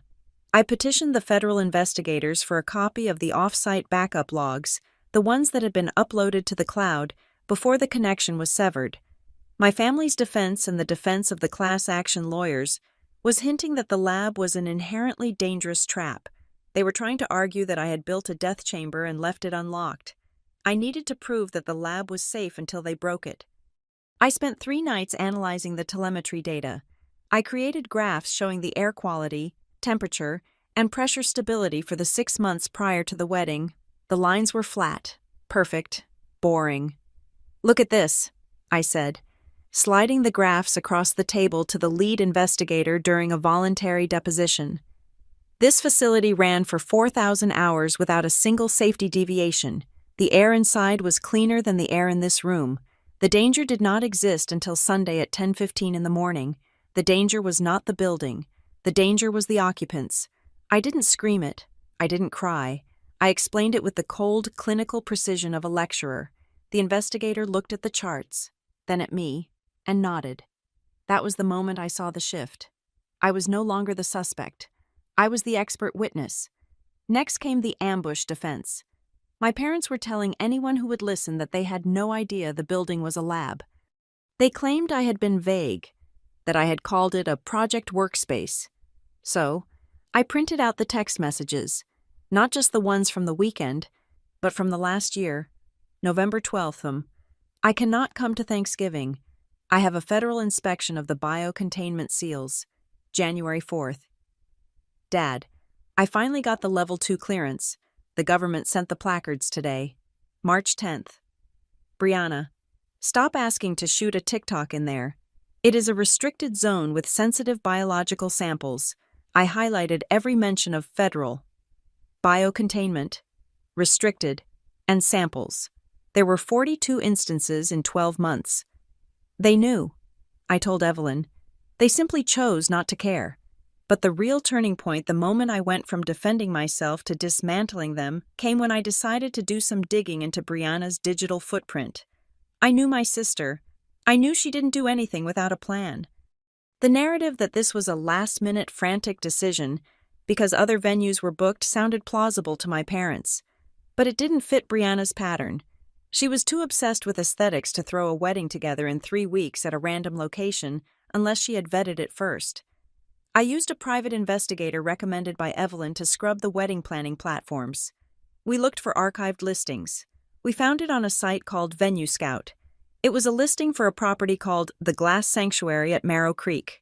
The photos were old pictures from the real estate listing when I bought the property, before the renovation, but the description was new, exclusive, private estate with industrial sheet glass architecture, perfect for the modern luxury bride. Available for booking starting October. The listing was created 4 months ago. The contact email was Brianna's secondary business address.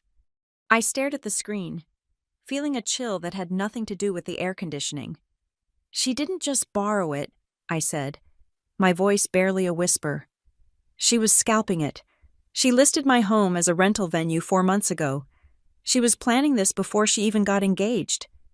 This proves premeditation, Evelyn said, her eyes lighting up with predatory delight. She wasn't desperate. She was executing a business plan using your property as the capital. This is fraud. Harper, pure and simple. We didn't leak it to the press. We sent it directly to the district attorney. We placed the truth exactly where it would do the most damage. Then, I went on the offensive with the victims. Arthur Sterling was still the biggest threat. His lawsuit was the one that could bankrupt me personally. I asked Evelyn to arrange a meeting with his legal team. They agreed, likely expecting me to beg for a settlement. I walked into the room wearing my best suit. I did not sit down. I am not here to apologize for my family, I said to the table of sharks. I am here to clarify the timeline of your client's survival. I placed a single document on the table. It was the transcript of my call to the Federal Emergency Line. At 11:42, I received the alert, I said. At 11:43, I called the response team. I identified the enzymatic byproduct. I told them exactly what gas was in the air, because I made that call. The hazmat team brought the specific neutralizing agent needed to treat pulmonary irritation from Pseudomonas byproducts. If I had hesitated for 10 minutes, if I had tried to protect my family instead of following protocol, Mr. Sterling would have gone into cardiac arrest from hypoxia before the ambulance arrived. I looked Sterling's lead counsel in the eye. I did not gas your client. I saved him from the people who did. You are suing the only person in that zip code who actually gave a damn about his life. The room went silent. The lawyer picked up the transcript. He read it. He looked at me. The aggression in the room evaporated, replaced by a calculating reassessment. They realized that suing the hero looks much worse to a jury than suing the villains. While I was fighting in the boardroom, Brianna was fighting in the mud. She was spiraling. She was posting 3 times a day, long, rambling videos where she cried without tears, blamed the haters, and claimed she was the victim of a misunderstanding. She attacked the guests for suing her. She attacked the police. She even vaguely attacked me. saying I should have labeled things better. Evelyn asked if I wanted to respond. No, I said. Let her talk. Every time she opens her mouth, she adds another zero to the settlement checks. I released a single, short statement through my firm. Dr. Harper Gonzalez is cooperating fully with federal and local authorities. Her priority remains the safety of the community and the integrity of the environmental research. She asks for privacy as the legal process concludes. It was boring. It was professional. And compared to Brianna's chaotic noise, it sounded like sanity. But the final nail in the coffin, the piece of evidence that killed the last lingering affection I had for my sister, came from the VowView contract. The investigators had found the full unredacted version on Brianna's laptop. There was an appendix I hadn't seen before. It was titled Appendix C, Ongoing Content Partnership, The Talent.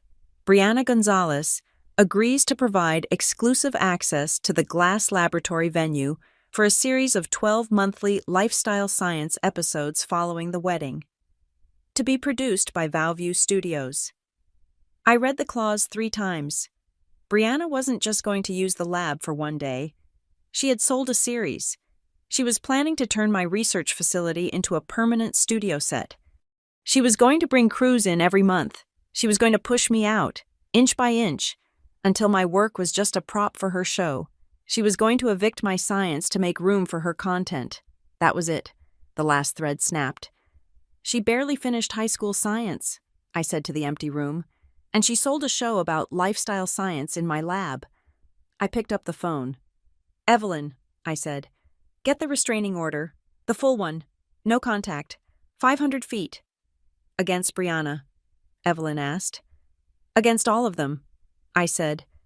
My parents knew, or they would have known once the cameras started rolling next month. They were going to let her do it. They were going to tell me to be a good sister and let her destroy my career for a web series. I went to the house that afternoon with a locksmith. This time, I didn't use a cheap guy from the internet. I hired a security contractor who installed biometric locks on the main house and a perimeter alarm on the driveway. My phone rang while the technician was drilling the door frame. It was my mother. I had blocked her cell, but she was calling from a payphone or a burner. Harper, she sobbed when I picked up. Harper, please. The police are talking about seizing the house. They say we are liable for millions. You have to talk to them. Tell them you gave us permission. It is the only way to save us. She didn't ask how I was. She didn't apologize for the ruin of my reputation. She just wanted me to lie to save their assets. I cannot do that, Mom, I said. Why not? She screamed. We are your family. You owe us. I owe you nothing, I said. You sold my life. You sold it for a live stream. Harper, don't you dare hang up. I hung up. I blocked the number. I stood on the porch and looked at the lab. It was still wrapped in crime scene tape. The ivy was brown and dead. The glass was smeared with the residue of decontamination foam. It looked like a scar on the landscape, but scars heal. They leave a mark, but the skin grows back tougher. I was ready for the end. The final hearing was scheduled for Tuesday. It was a joint hearing for the civil liability and the federal sentencing recommendations. It was the day the bill would finally come due. I had spent a lifetime being the quiet one, the one who stepped back, the one who let Brianna shine and let my parents smooth things over. Not this time. I had one sentence prepared for the judge. I had practiced it in the mirror. It wasn't a defense. It wasn't a plea. It was a definition. I was going to walk into that courtroom and define exactly who owned the truth. I went inside and locked the biometric door. For the first time in weeks, the silence in the house didn't feel lonely. It felt secure. The federal courthouse in Richmond, Virginia, smells of floor wax and old paper. It is a smell that is supposed to command respect. But to me, it smelled like the end of a very long, very loud funeral. I sat in the third row. I was wearing a navy blue suit that I had bought specifically for this day. I sat with my hands folded in my lap, my posture straight, my face a mask of absolute neutrality.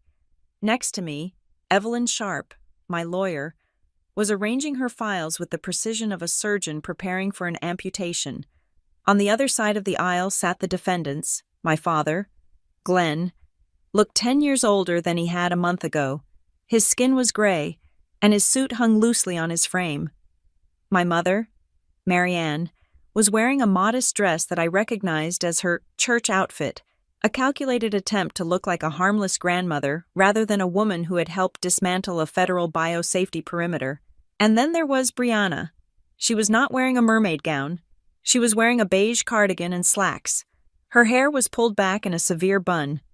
She was not looking at her phone, mostly because it had been seized as evidence, but also because she could not bear to look at the gallery behind us. The gallery was full. There were reporters sketching on notepads. There were representatives from the insurance companies. And there were the victims, the people who still had coughs. The people whose medical bills were now part of the public record. Judge Harrison entered the room. He was a man with a face like a topographic map of a hard life. He did not bang a gavel. He simply sat down, put on his reading glasses, and looked at the mountain of paperwork before him. We are here to address the consolidated matters of the United States versus Gonzalez and the associated civil liability claims, he said. His voice was dry, devoid of theatrics. The hearing began with the facts. The prosecutor did not scream. He did not pace. He simply built a wall, brick by brick. "Your Honor," he said, holding up a remote control. "The defense argues that this was a family misunderstanding, a case of miscommunication. They argue that they believed they had permission." He clicked a button. The large screen on the wall lit up. It showed a text message thread. My text message thread. Safety warning. Do not enter. Sent Friday, 7:30 p.m. This warning was received by all three defendants, the prosecutor stated. It was not ambiguous. It cited federal code. It explicitly forbade entry. He clicked again. A photo appeared. It was the angle grinder lying on the concrete next to the severed deadbolt. "This is not a key," the prosecutor said. "This is a tool of destruction. You do not use an angle grinder to enter a venue you believe you have permission to use. You use it to break into a fortress." My father flinched. My mother dabbed her eyes with a tissue. "We just wanted to give her a beautiful day." My mother sobbed, her voice breaking the silence. "We didn't know it was dangerous. Harper never told us it was dangerous." Judge Harrison looked over his spectacles. "Mrs. Gonzalez, the court is in possession of photographs showing you standing next to a pile of removed warning signs. Those signs had the word biohazard printed on them in bright red letters. Are you telling the court you cannot read?" "They were ugly," my mother whispered, the truth slipping out before she could catch it. "They didn't match the theme." A ripple of disbelief went through the courtroom. The judge wrote something down. Then, they turned to Brianna. My sister's lawyer was a slick man who had clearly been paid with the last of my father's savings. He stood up and adjusted his tie. "Your Honor," he began, "my client was under immense pressure. She relied on the expertise of the event planning company, Lux Events. She was assured by them that everything was handled. She is a victim of their negligence. It was a bold strategy. Blame the help. But the prosecution was ready. We would like to call Mr. David Thorne to the stand," the prosecutor said. A young man in a cheap suit walked to the witness stand. I recognized him. He was the production assistant from the event company, the one I had seen in the background of the live stream footage holding a light reflector. "Mr. Thorne," the prosecutor said, "did you have any conversations with the defendant, Brianna Gonzalez, on the morning of the event?" "Yes, sir," David said. He looked nervous. He refused to look at Brianna. "Can you tell the court what she said when the lead planner expressed concern about the ventilation?" David took a breath. "Chloe, our boss, told her that the room was getting hot. She said the vents were blocked and we should open the doors. Brianna told her no." "Did she say why?" "She said the wind would mess up the audio for the stream," David said, "and then she said something else." "What did she say?" "Mr. Thorne," David looked at his hands. "She said, 'We have to start the stream now. Just go live first, and then Harper will be too late. Once the audience is watching, she cannot shut us down without looking like a villain.'" The courtroom went deadly silent. I looked at Brianna. Her face had drained of all color. She wasn't the victim of a misunderstanding. She wasn't a frantic bride. She was a calculator. She had gambled my career against her subscriber count, betting that public pressure would force me to accept the violation. She knew, David added, his voice shaking. She told us that her sister was a pushover and that she needed this wedding to be a career-defining explosive moment because she was launching a reality series. "Thank you," the prosecutor said. Judge Harrison leaned back in his chair. He looked at Brianna with an expression that was not anger, but something worse. It was disgust. "Ms. Gonzalez," the judge said, "you treated a federal research facility like a content house. You treated human beings like props, and you treated your sister's livelihood like a disposable asset." He turned to the papers in front of him. "The court finds the defendants liable on all counts of trespassing, destruction of government property, and reckless endangerment." The gavel did not bang. It rested. "Regarding the civil damages," the judge continued, "the total restitution for medical expenses, pain and suffering, and the destruction of the federally funded research project is set at $4.2 million. My father let out a sound like a balloon deflating. "The defendants will liquidate all available assets," the judge ordered.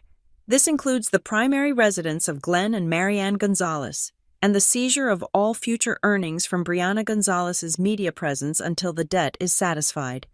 "But that is everything," my father whispered. "We will be homeless."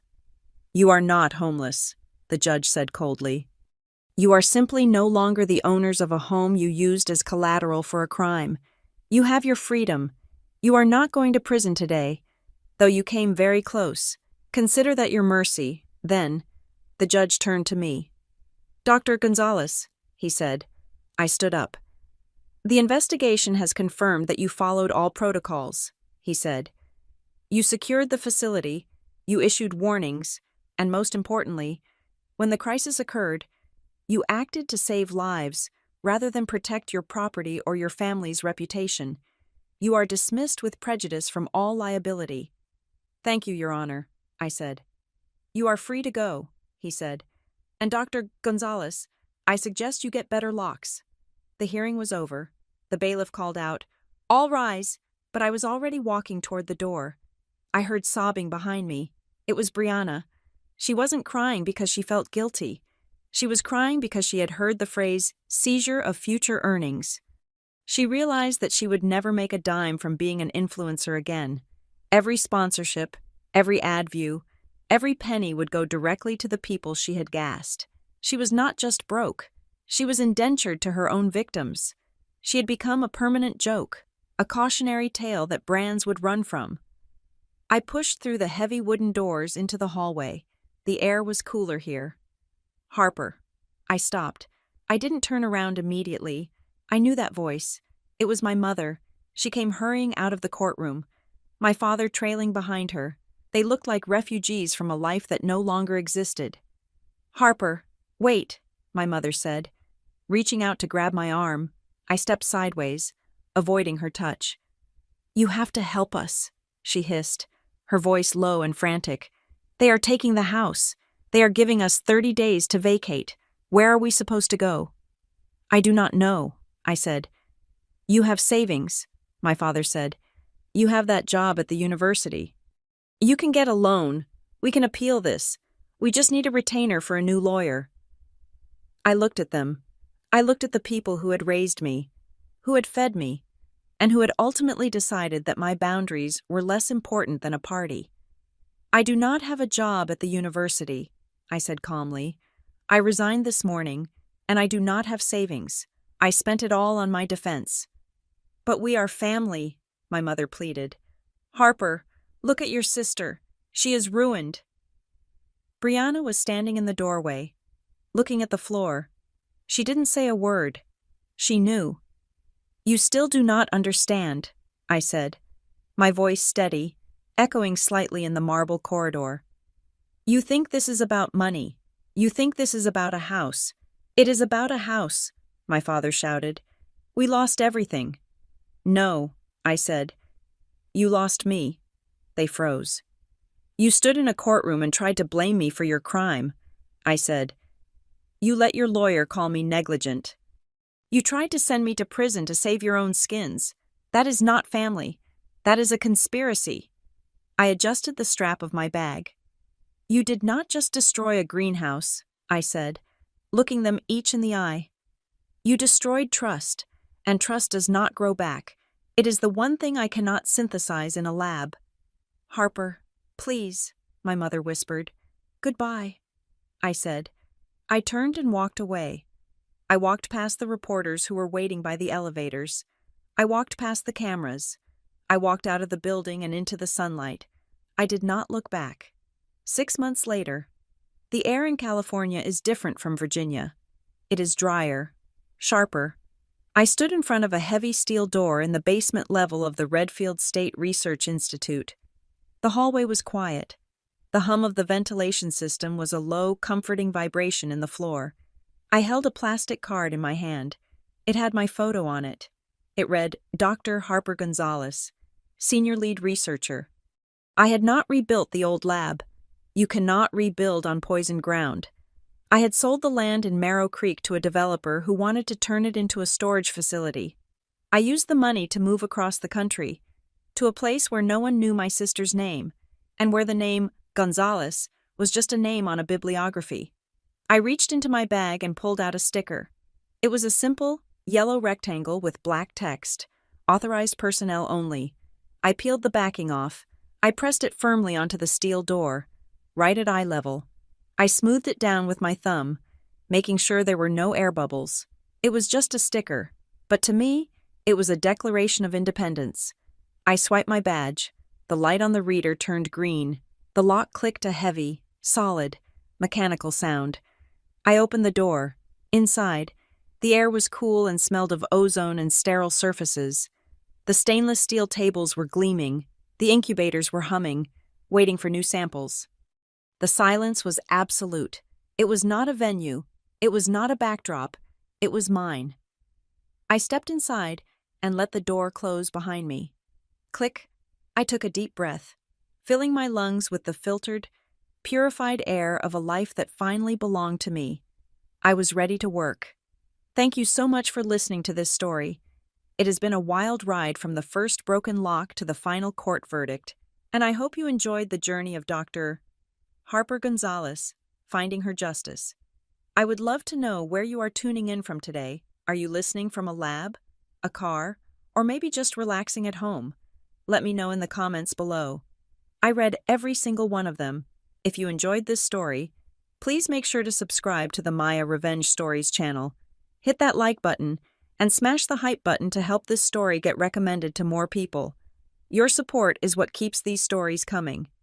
Until next time, stay safe, respect the warning signs, and remember some doors are locked for a reason.